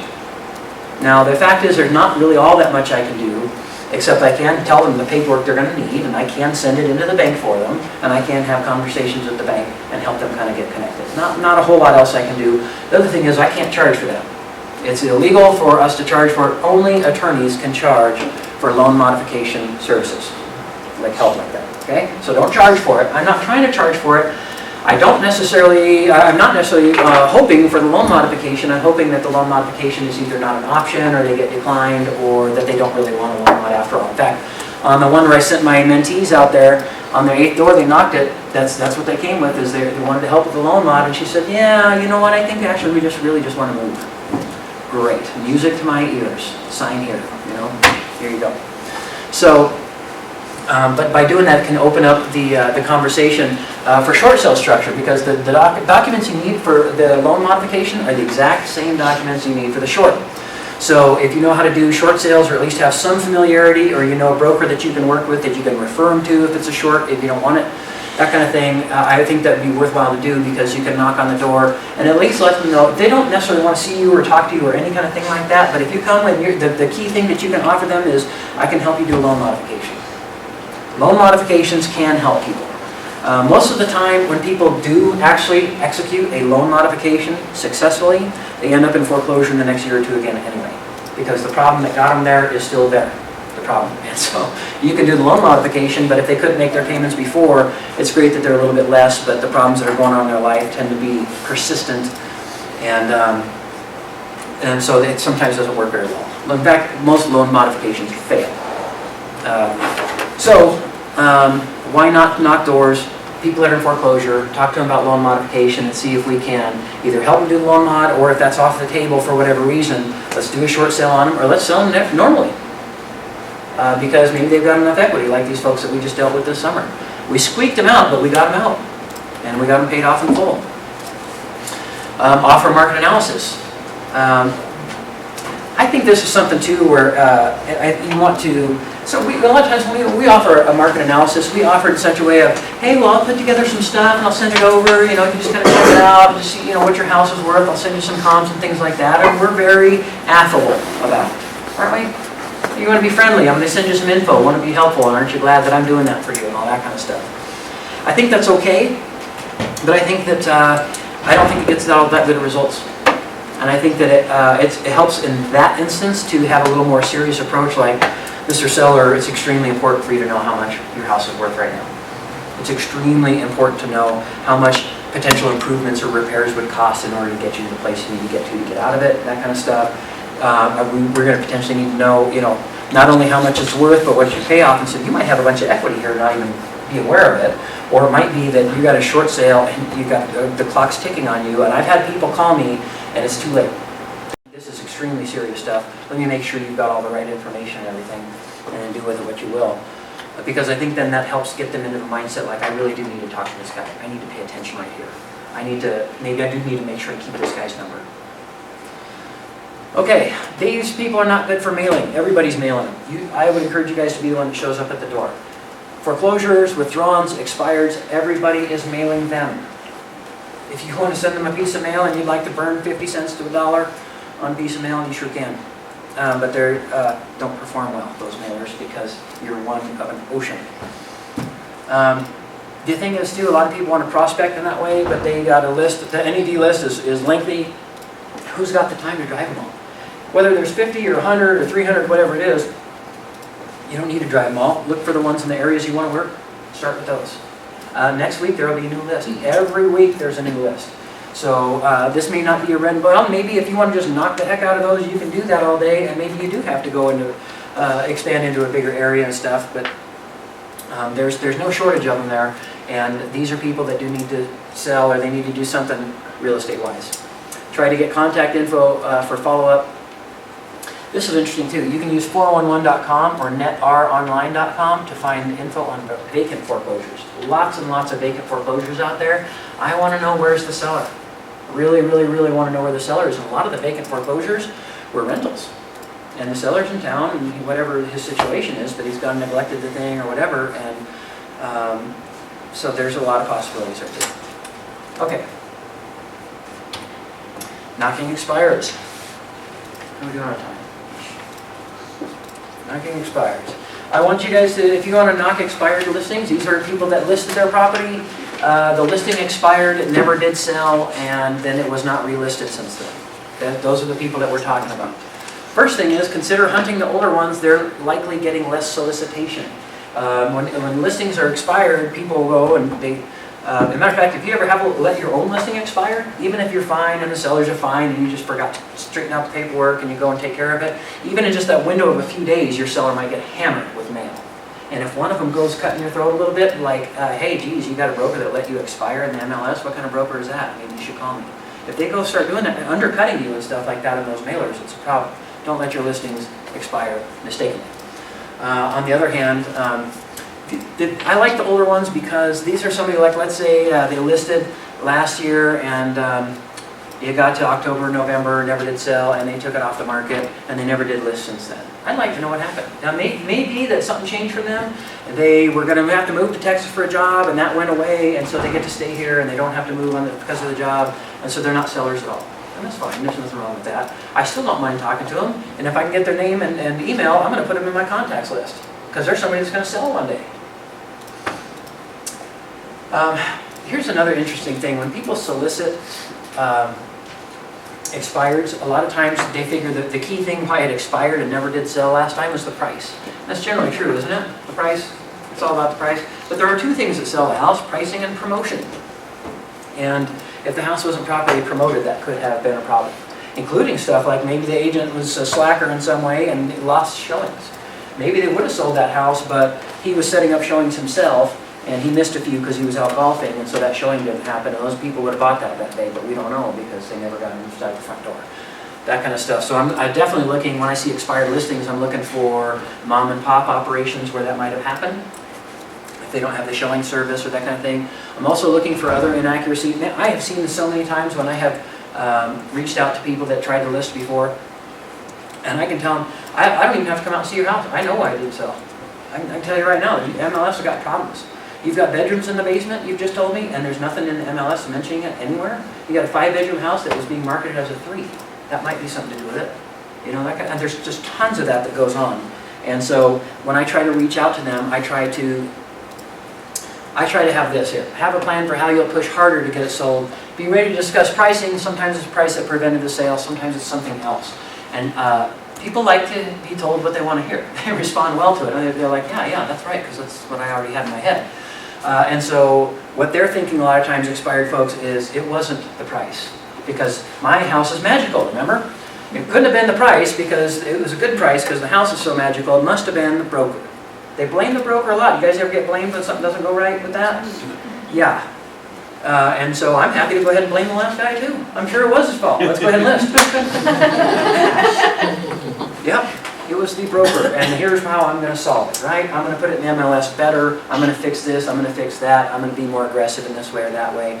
And by the way, pricing wise, whatever pricing stuff y'all looked at before is out the window. Completely inapplicable. Now, we're gonna have to look at pricing based on today, because you know what, the market change even in 6 months, you got a different market, am I right? From one, even, and especially from 1 year to the next, from one springtime to the next, you do not know what kind of springtime market you're gonna come into around here. Okay, I like expired listings though, especially because they have flagged themselves as somebody that will potentially need to sell either now or at some point, and I'd love to have them on my contact list, especially even if I can just get an email or I can email them on my drip campaign stuff. Okay, knocking expires, very sporadic results. You never know what you're going to get. You just don't know. A lot of people, they expired, they never sold, so they went ahead and refinanced because the rates have been great, and now they're sitting tight for, you know, indefinitely. That's not a prospect for them. It's not a seller. However, if I'm already at their door and they're saying, "No, we refinance, no worries about that," great. Well, really, that's a great idea, especially because it's such a nice neighborhood and this looks like a really neat house and everything. But I tell you what, I'll leave you alone and everything. But who do you know? Where's the vacant house on this block that's been sitting there that the weeds always overgrow? You know, that kind of stuff. Or who do you know? One of your neighbors. Do you have a lousy neighbor that you would love to have gone from this neighborhood that I could list and sell his house for him? Whatever it is, I mean, you can have those. You know, you're at their door now and having a conversation. They've just gone and telling you, we're not a prospect for you. Great. Well, you're already toast, right? There's nowhere else to go. There's nothing else to do. So why not go nuclear and just start asking? Well, who do you know around here? You know, what's going on around here? Do you have a relative that's coming into town that I can help? Or, you know, whatever like that. I'm really, you know, hey, Mr. Prospect at the door, I'm serious about what I'm doing. I'm really hungry to get some business done and to hit the goals that I have and take care of a lot of people. You know, you can even say stuff. There's a lot of agents out there that I've seen, you know, that aren't so great or that, you know, that do different stuff. And I like to be able to help people so that they don't run into that. There's good service and there's bad service in every industry. I know that I deliver good service, and so every time I deliver good service to somebody, that's one more person that didn't get bad service from somebody else. So that's what I like to do. So even if you just got some family coming into town, you know, let me know, and I can at least make sure they get the right level of service. Expireds are not good for mailing, same problem. All this stuff goes in the trash. They're excellent prospects. They are heavily solicited, and sometimes a negative view of brokers after their last experience. One of the things I've seen clients or prospects complain about banks or brokers or stuff in general, and I've generally found that the technique right there is to agree with them. Yeah, I agree, those banks, man. You know, that whatever that bank, you're telling me the bank did you wrong this or that way, yeah, that's not good. I'm sorry to hear that. Or, you know, especially with brokers, I would come right back to the same thing. There's good service and bad service in every industry. This is a service industry. I'm not buying and selling houses. I'm helping people buy and sell houses. And so I'm serving people. I'm keeping in contact with them. I'm giving them information. I'm helping them draft documents. I'm serving them. So I want to encourage, you know, so if I'm talking to a guy right here and I can see that he's down on brokers or whatever, I might ask him, did you have any trouble with your guy? Like he didn't call you back much? You know, that kind of stuff when you needed a call back? Almost invariably, yes. Did you have any trouble? What kind of stuff would people have with trouble with? Would they have with brokers? Like he didn't call me back, or he was rude, or I feel like he just never, you know, he never had any time for us and stuff like that. Ask him those things right up front. Did he make you feel like he didn't have enough time for you? Did he never not call you back? You know, what kind of stuff? They'll open the floodgate right open and tell you everything they hated about it. They'll open it right up on you. And you can be like, great. Those are the things we can eliminate right off the bat. And you can let me know anything else there, we'll eliminate that too, so that we can do a great job and get you sold. It's not rocket science, Mr. Prospect, right? We can get you sold. It's just a matter of needing to figure that out. And sometimes people feel very stuck when they have when their listing expires. They had a bad experience with the broker. They're still not sold. They're still sitting there in the house, and they feel very stuck. And so if you can talk to these people and help them kind of understand that you can help them get out of the mud, so to speak, and that they can still work with a broker and they can dream again, then sometimes they'll list with you where they were discouraged before. Okay, knocking withdrawn listings. They may or may not still need to sell. People that have put a listing on the market and then they took it back off the market, maybe because they had that job change or whatever. They don't need to sell now. You can knock withdrawn listings all you want. They may or may not still have a broker, so that may be one of the first things you want to ask them is, are you still listed with the guy or something, or did you go ahead and take it off? Because if you're still listed with somebody else, that's the end of your conversation. You tell them good luck with that, and that's about it. I would encourage you once again to target older listings. They may have wanted to wait until next year or next season. They're less likely to still have a broker. If they withdrew the thing 6 months ago and nothing's happened since then, they probably don't still have a listing with somebody. And talk about how things are better or different in today's market. Whatever happened before, where they took it off, they had things that go the way they hoped or whatever, but now today things are different for whatever reason, and so it might be worth a new look. Okay, door knocking to meet and greet. This is good fun. Have something to give them. Business card is kind of a slam dunk thing. I think that the handouts for the Mobility RE app is really good. Although if you're just knocking to meet and greet, why would they want your app on their phone? They're not shopping necessarily. So you can have those. There's nothing wrong with giving them to them, but you may have a harder time. People that come to your open house need to get the app. People where you've knocked their door, they may be less enthusiastic about it. Why not a flyer of it just sold? Because people are interested in that. If they own real estate there in the neighborhood, that's their asset, probably their main asset, and they're interested in how much it's worth. So you can even just let them know, anytime you sell a listing, why not go and knock 40 or 50 doors around that house? Say, yeah, I just sold the house right here on the corner. Just want to let you know, here's what we sold it for. You can even go into some of the details as far as like, we got the buyer was cash, or the buyer, they put 20% down, because that's all public knowledge, right? You don't want to tell them things that are private information, but public information you can talk to them about and start having that conversation, and maybe start talking to them about the house that you're standing in front of. Looks like you've done a couple of neat things to your house, Mr. Prospect. And of course people love to talk about their magical houses, and now you've got them talking to you about their house, and that's right where you want to be, isn't it? The magnet card, we'll get into that here in just a second, but I like to buy these little magnet cards. They're the size of a business card, and you peel off the little thing off the front, and you stick your business card right on. Now you got a magnet business card. They don't cost much. They're generally going to be 25 to 50 cents each, depending on where you buy them and how thick they are, stuff like that. I like the thicker ones because they have better shelf life. A flyer of it just sold in the area. Let's see, a snapshot of recent neighborhood activity. That's not a bad idea. If you want to have just a little thing of here's everything that's sold in Walnut Hills, and here's everything that's under contract in Walnut Hills right now, and here's everything that's active in Walnut Hills right now. And go around Walnut Hills and say, hey, I'm just saying hi to everybody. Here's what's going on in the neighborhood right now.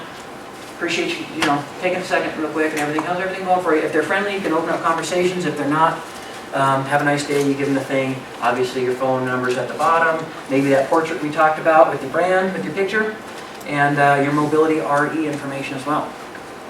Okay, why not a flyer offering a competitive market analysis, just to see where they're at with it, especially if you're just knocking doors in the neighborhood for meet and greet. Hey, find out what your house is worth. I might have a flyer that says find out what your house is worth on one side, and first-time buyers, down payment assistance stuff on the other side, because some of the doors I'm going to knock are going to be renters. And I want to talk to them too. There's my magnet cards. These really, really have good shelf life. I had a guy I mailed once. I was mailing foreclosures, and I put my little stationery, my letter in the card in there, and I put this with the magnet. I mailed it to the guy, and I didn't hear from him. I don't know. I just mail people every week. Here's some addresses that I mail them, and then I just take whatever I got when they would call me. So this guy calls me, and I go out to his place, and I had mailed him 4 or 5 months prior. And he had said that he really liked my letter, but the only reason he called me is because he had my card on the fridge. He threw everything away months ago, but he kept the card. He saw the letter, he read the letter, threw everything out, but he kept the card, just in case. And I made $80,000 working with that guy on that deal. So I like magnet cards. And they're 25 to 50 cents each. That's not something you can just throw around all over the place, but I really, really like them. And especially for handouts in this kind of situation, knocking doors and stuff. Okay.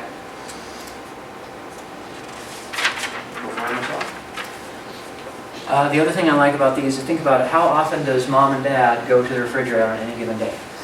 Especially on a Saturday or Sunday when they're home from work. How often do they open the fridge? 3, 5, 10? I don't know. There's probably some stat. They probably studied it somewhere. I don't know. It's a lot, you guys. It's a lot. And every time, there you are. There you are. There you are. You know, I knew a guy once that he did a little dry erase boards, and this would cost you something to do, but if you wanted to like work Walnut Hills and there's like 200 houses in there and you wanted to like really work it, he had a little dry erase board with magnets on it, so you could put that on there with your grocery list or whatever, and he had right on the bottom, call anytime for a free marker replacement. Because it had this, silly little marker. He was happy to give the free markers because he's got people calling him now. These are people, and when he sends them the new marker, they're going to put it on the board, and his board is going to stay on the fridge now. You know what I mean? He was killing it with that. So little tricks like that can really work for you as well. Once again, these are not expensive, and I think they really get a lot of traction. The other thing too is if you put those in mailers, they're heavy. You ever get the mail with a credit card in it, and you're like, what's in here? And usually it's some trick. It's some lame card. It's not really a credit card. But now you got to open it. So that's what they do to get you to open it, and this is what I do to get them to open it. Okay, consider a name tag or shirt with the company logo. A two-sided flyer, one for sellers, and the other side, now's the time to buy. I guess I mentioned this, and this is what I want to bring it home here. Stand out by showing up. Why not show up? Why not knock on the door? You're the guy, or you're the gal that's going to do it. You're the person that works this neighborhood. You're the broker that knows about Walnut Hills or whatever it is. So I think it helps just showing up. They say that in Hollywood, don't they? Showing up's 90% of it. I think that's true in real estate as well. Okay. Mailers. Mailing foreclosures, expireds, and withdrawals are poor performers. Mailing your sphere, not as good as phone calls, and it's expensive. All mailing is pretty expensive, and anybody that's done any amount of mailers finds that out right quick. Mass mailings are not recommended. It's a long-term strategy and requires a lot of resources. Again, if you want to own that neighborhood, even if you want to own that neighborhood, I would still encourage you to, like let's say you got 200 houses in this little cluster, and that's the place you want to work the heck out of for the next 20 years, I would still skip the mail. It's only 200. Go and knock 20 houses a day. You can knock that out every 10 days or 20 days. You've got the whole neighborhood covered. And then go do it again. If you had a neighborhood of 200 houses and you hit 20 a day, you could hit that plate. You could hit everybody every couple of weeks. Just knock on, hello. You could print any old kind of thing on regular old printer paper. It doesn't have to be color. It would cost peanuts. And you can just say hello to everybody over and over again. And you never know, too, if maybe they're not selling they're at all, but they know somebody. Okay, mailing for sale by owners is not bad, but why not just call them once again? If you've got their address, if you have the address of a for sale by owner, you have their phone number. And I would rather skip the address and the mailing at this point, call them and see what's going on. If you want to mail them as well, that's not a problem. Like mail them as a follow-up. If you can't get an appointment right away, send the magnet card with it. I've done really good with those. And I think it's worth doing. But I think that mailing in general is massive money pit that doesn't work very well in the immediate. Okay, attend events. This is an interesting thing. Wear the name tag and logo and attend events. Not that complicated, right? But I think that we can deliberately put ourselves in some places. Meetup.com, I'm not sure how many of you guys have heard of Meetup.com, but they have groups for everything. If you like hang gliding, there's a group of hang gliders on there. And if you want to be in a book club with murder mysteries, there's a murder mystery book club. I mean, whatever it is out there, there's a group for it, people that are into it. Why not check out the stuff that you're into and go to some of those groups, and be a real estate agent there. You don't have to go selling everybody and all that, but just make sure they know. Make sure they know you're a real estate person so they can ask you questions. You don't have to be intrusive, but why not join some of these groups? And you can open some conversations. And this is another trick along with it, net weaving. Like let's say you're at an event and you've got a guy who is a roofer and you've got some other guy who's a windows and siding guy. And these guys should get together. You already know the roofer guy. You're at the event and you talk to the roof and siding guy. Oh, these two people need to meet. These two people need to get together. Hey, come on over here. I have somebody I want you to meet or whatever. Hey, this is so-and-so right here. And introducing people and bringing people together like that. Now you are the person to ask. You're the person to talk to. You just got talking to so-and-so Joe Blow over at the party and he says the sprinklers are broken. And there's a sprinkler guy over here. Oh man, I'm going to bring you over to the sprinkler guy. Now he knows you're the person that knows you have solutions like that. And that can really make a difference. Advocating others promotes you indirectly, makes you the go-to source, opens wider interactions. Business card scanner app. Have you guys seen those? You can get your little phone, get the little business card, and zap. And not only will it zap the card, but it'll pull the info off and put it in your contacts. They're free. They're free to get, and then you can add them to your sphere. Everybody's names, get everybody's numbers, get everybody's emails, and now they're part of your sphere too.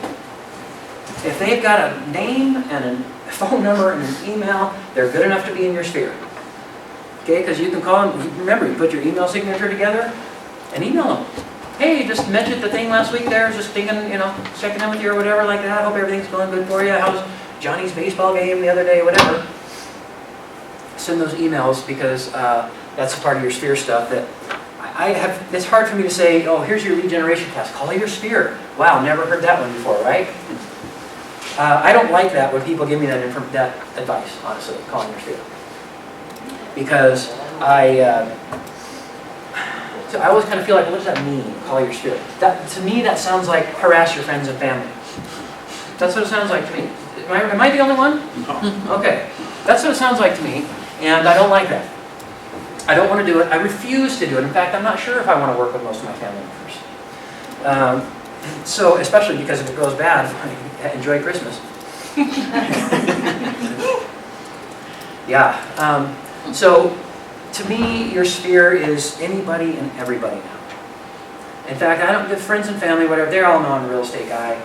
They know where to find me and stuff like that. If they reach out to me, I have other realtors in my family. You guys probably do too.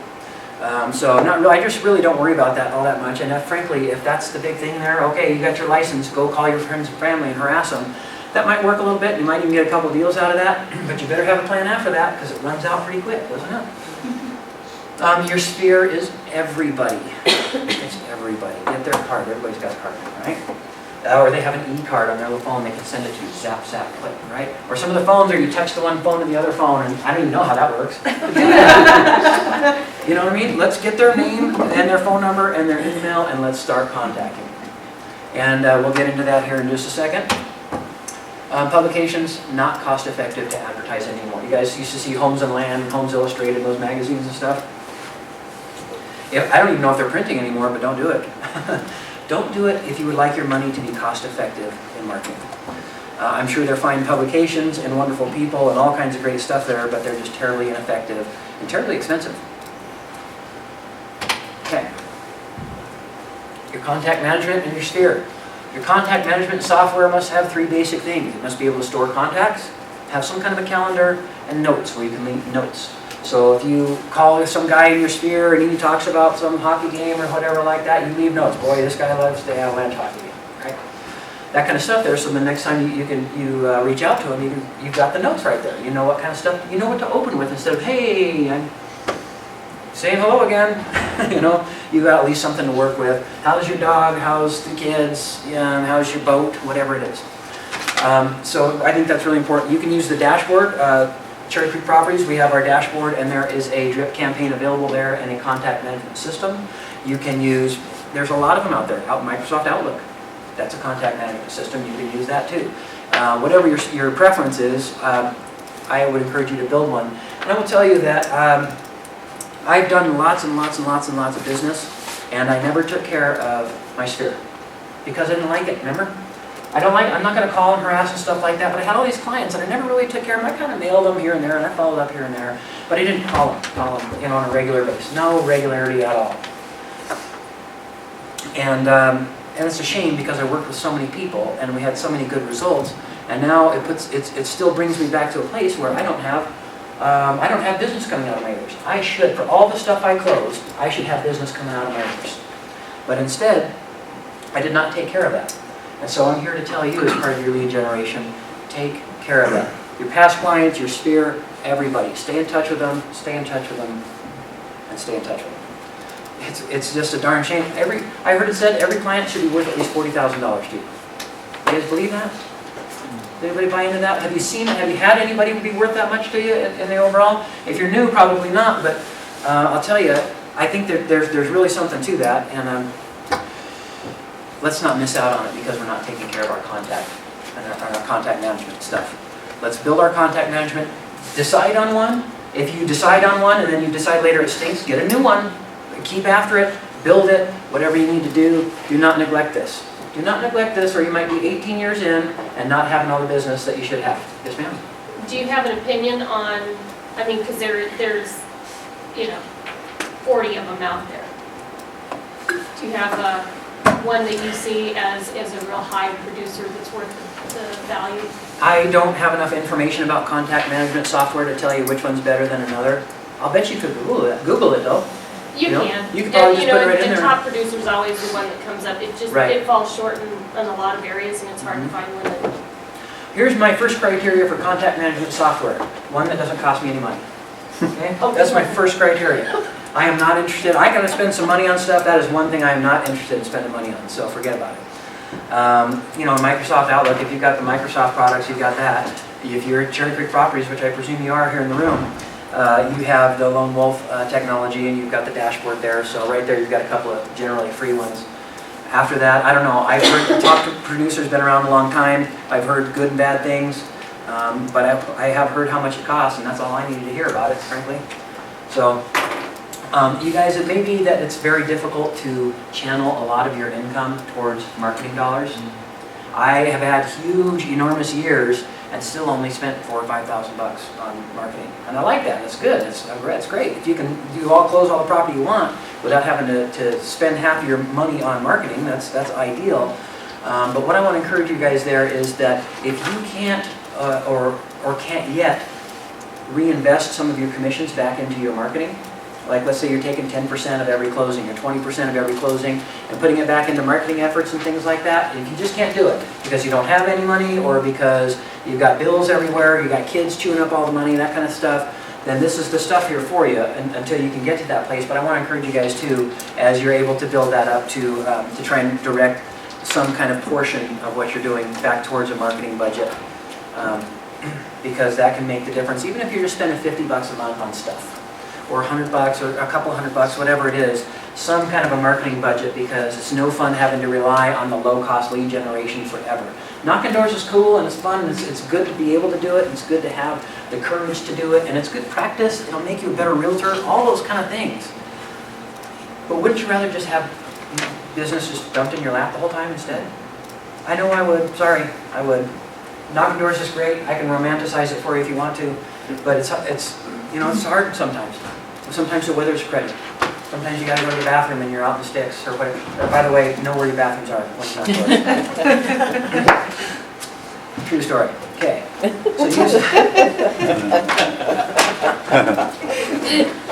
So okay, so you got your sphere all plugged in. Really seriously, you guys, build the tarnation out of that sphere. Get everybody, anybody and everybody. You know, you can even prospect other realtors. I just listed a condo the other day for a real estate broker. She listed with me and we just closed Thursday or Friday, 2nd. Yeah. You guys ever prospect realtors? Doesn't that sound nuts? I just closed one a couple days ago. Tells you anything. So I knew one guy who listed with another guy because this other guy had monstrous marketing stuff, and this realtor perceived that his house would sell for more if he could only use this other guy's marketing. So he actually listed with another broker just to get the guy's marketing stuff. So you just never know. I don't really want to call other brokers when I'm calling them prospecting and stuff. I'm not going to tell you guys to call other brokers. Let's call people that don't have a real estate license, but you just never know. Sometimes there's a lot of people that have a real estate license who never did much or never going to do much or whatever, that kind of thing. And when it comes down to really having a real estate need, they really actually want somebody else. They know that they don't know enough or that their skill set is not strong enough to take care of their own need, and they'll reach out. So to that end, I would encourage you guys to at least make friends with your colleagues, your peers, and be aware of folks and stuff like that, because even if they don't list their properties with you, they may make you a little better. They might give you an idea. They might make you a little sharper, that kind of thing. Yes, ma'am? I'm closing a deal on Friday that's a referral from another agent, local agent. She just doesn't have time. There you have it. So, yeah, why not talk to them about, hey, especially for you new guys and stuff like that, talk to some of the more experienced ones and let them know. If they've got some overflow or they've got some lead that's kind of questionable they're not sure about, hey, shoot it over here. Let's make a little arrangement on some stuff. You can shoot me these leads that you don't have time for. There's all kinds of leads, right? Hot leads, pretty good leads, mediocre leads, and garbage leads, or however you want to grade them. I will work on, of course, my best stuff first. We all will, right? And then, of course, after that, I'm going to work on my next best stuff and all that. But there's always those leads that are coming in that aren't really so great, or they kind of called on it, didn't really, not much to it or whatever, and I'm just not gonna follow up. I mean, there's only so many hours in the day, there's only so many phone calls I can make, or that you can make, and so you're not gonna get to it all. So there are a lot of brokers that have lower, or more shaky leads, or C and D type leads, that they might be willing to share with you. And if you turn it into something, they'll split it. Kind of like when a place sells, they got a bunch of people that own money, and so they sell all those accounts to a collection agency. Hopefully the collection agency will get something, So it's kind of like that. Okay, so you got your sphere all plugged in. Now what? Call them. Here's some recommendations to make calling your sphere more effective. This is some stuff I got from a fellow who recommended it. Do whatever you want to do, but do something. And then I recommend this particular strategy because I think he had some good logic to it. Number 1, call between 8 and 10 a.m. This is a more productive time of day. His technique was to call, he was aiming for 24 calls, 5 minutes long, in a 2-hour span. So you got 8 to 10, you got, if your calls are 5 minutes long each, you can make 24 calls. And that's what this is how he starts every day, on his work day. When he's calling them, he's just making conversation. He's just touching base. If you want to throw something out there, one of the things you can do is say, mention their job, or how's everything going for you at work, stuff like that. That always comes up on every call, doesn't it? It's just a common thing we all talk about. That kind of conversation can open up the conversation about your job. First of all, his job I want to talk about, because maybe there's something going on with his job where he's potentially going to need to move. By all means, I'd love to hear about his job. But secondly, if we're going to be able to, if it segues into my job at all, I might say something like, I'm still on, I set a goal to close 30 properties this year, 40 properties or whatever. I'm still making a push to try and hit that goal, so if you ever know anybody. But for the most part, we don't really want to see a lot of sales pitch here, because they're not going to appreciate those calls. Those calls are going to be unwelcome, they'll stop getting answered, and it's all bad. I would encourage you guys just to make conversation, enjoy the other person just as an individual, a friendly voice on the phone, and just touch base with them. If you don't get them, you leave a message, hey, it's so-and-so, the mortgage guy, or the real estate guy, or whatever, and I'm just, just calling to check in with you, or you can just skip that. Say, hey, it's Sam Solomon, I'm just checking in with you guys, or touching base, I haven't talked to you guys for a while. And another way you can open that is to apologize, like, hey, sorry, I haven't been in touch here for a little while, but I wanted to catch up, that kind of thing. It tends to grease the wheels a little bit. Hey, sorry, I've been out of touch, or sorry, I haven't called in a little while. They don't mind. They didn't even realize that you hadn't called in a while. They certainly haven't called you. So you don't really need to apologize, but you get some traction by doing that, by saying, it's sorry, I haven't called in a while. But I think that this is something, and of course, then why not follow them up with an email? Talk about their life and stuff like that, use your notes. And this stuff I just covered a moment ago. So have some prepared verbiage, though. Have something to say. You don't need to have a whole lot. And if one of them wants to talk to you for half an hour, by all means, let's talk for half an hour. It might cut into my other stuff, but a lot of them I'm just going to get their voicemail anyway. It doesn't matter if I talk to them or not. It only matters that I call them and I identified myself. I'm a friendly voice on the phone. I said hello, touch base. Hopefully, you're going to be able to follow up with an email if you have an email address as well. You can even say, hey, I'm going to send you an email. I just got this article about what's going on with the interest rates and stuff like that, and I'll send it to you. Just heads up or whatever like that, in case you're curious. No harm for whatever. But then they'll see it. Oh yeah, this is that thing that guy sent me about the email or whatever. Now they open it. Now they've seen your email signature too. Again, it's none of these things is magical or whatever. It's more a matter of repetition, getting in front of their face, repeated contacts, repeated hits with them. That'll help them to connect with you or have a certain rapport with you. Okay. Doesn't hurt to ask for referrals. One thing I want to touch on with asking for referrals, there's times to do it and times not to, and there's some more stuff, some more resources about that. While I'm on it, I'm gonna stop right here so I don't forget. There's a website I want to encourage you guys all to go to if you want to work on prospecting stuff. There's even a lot of scripts and dialogue stuff we're going to work on next week, and the website is MikeFerry.com, MikeFerry, MikeFerry.com. The guy's got tons and tons of stuff on there. I mean, there's just no shortage of it. There's tons and tons of stuff there. This is a lead generation class for you guys, and next week we're teaching scripts and dialogues, and we've got the starters classes. We're going to teach you listing presentations. We're going to teach you buyers and stuff like that. And you also have a mentor. You guys have all kinds of resources, but on top of that, you guys have the internet. Everything is there. There's hordes and hordes of this stuff. There's YouTube videos. As far as the eye can see, there's Mike Ferry, he's got a YouTube channel, all his stuff's on there. There's all kinds of different stuff there that if you want to take the initiative, if you're sitting at home saying, I'm wondering what to do, or how to get some business going, you've got some stuff here, you've got the internet, you've got MikeFerry.com, stuff like that, you've got your mentor. I don't want to have it be where people feel like they're not closing property and it's somebody else's fault. Okay? If I'm not closing property, whose fault is it? That's the bottom line, and frankly, we all have all the resources in the world. We're, for goodness sakes, we have the internet and all this stuff, so I want to encourage you guys to take ownership of what you're doing there, because it's on you. It's going to be up to you. It's to wake up. If you want to get up and make calls from 8 to 10 in the morning, it's going to be all you. There won't be anyone else to make you do that, and if you don't do it, nothing will happen. But that's just the problem. Nothing will happen. Okay, as for referrals, for instance, with referrals, there's a good time and a bad time. When you're walking out of a closing, that's actually a bad time. It's a victorious moment, to be sure, but it's a little scary. They've just signed all kinds of scary legal documents. They've got all kinds of work to do now, moving and everything else there. It can be really very, very intense time. That's not so great of a time to ask for referrals, whereas you might have times where, let's say you've got a buyer, you've got them under contract, and you just resolved the inspection issues.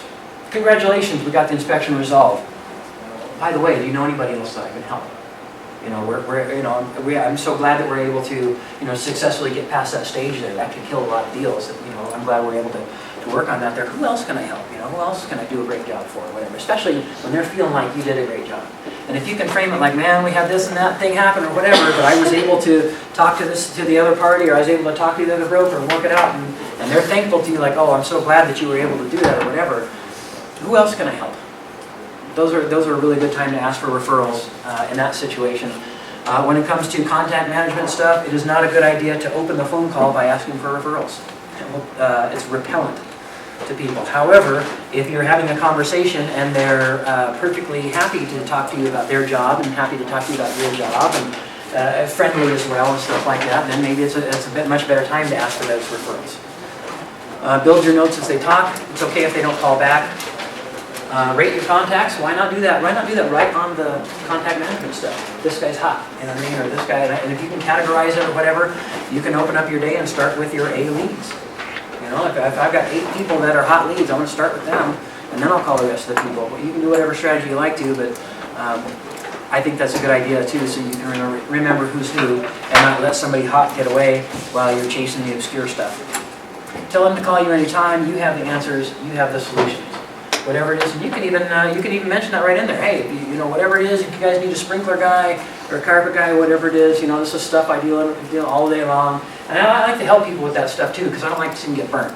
I don't want them to get a lousy carpet guy or a lousy roof guy who's going to overcharge, or different stuff like that. So I like to help people in that way. And so you can communicate that to people when you're having your contact management and speaking with them. Like you really want to help make sure that people get connected to the right people.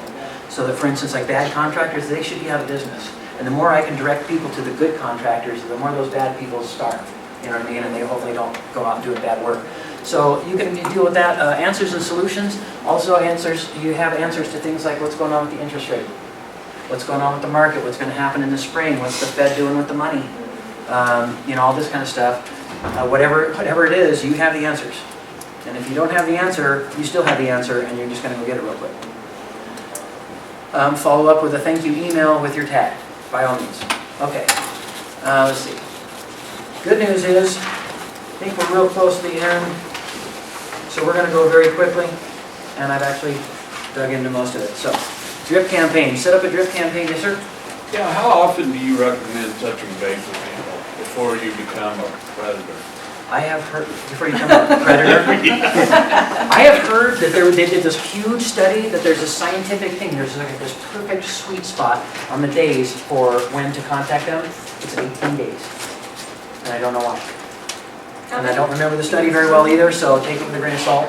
But I've heard that 18 days is the magic number. If you want to hit their mailbox and you want to own that neighborhood and stuff, you would like to time it about 18 days apart. Okay, so I'm gonna take about 5 minutes to blow through the last few things. We got lunch here ready for everybody, so that's awesome. And we're gonna have the gal speak, yeah, is that right? Yes, they're coming up with some samples, and if you could give them a little bit of time to You bet. talk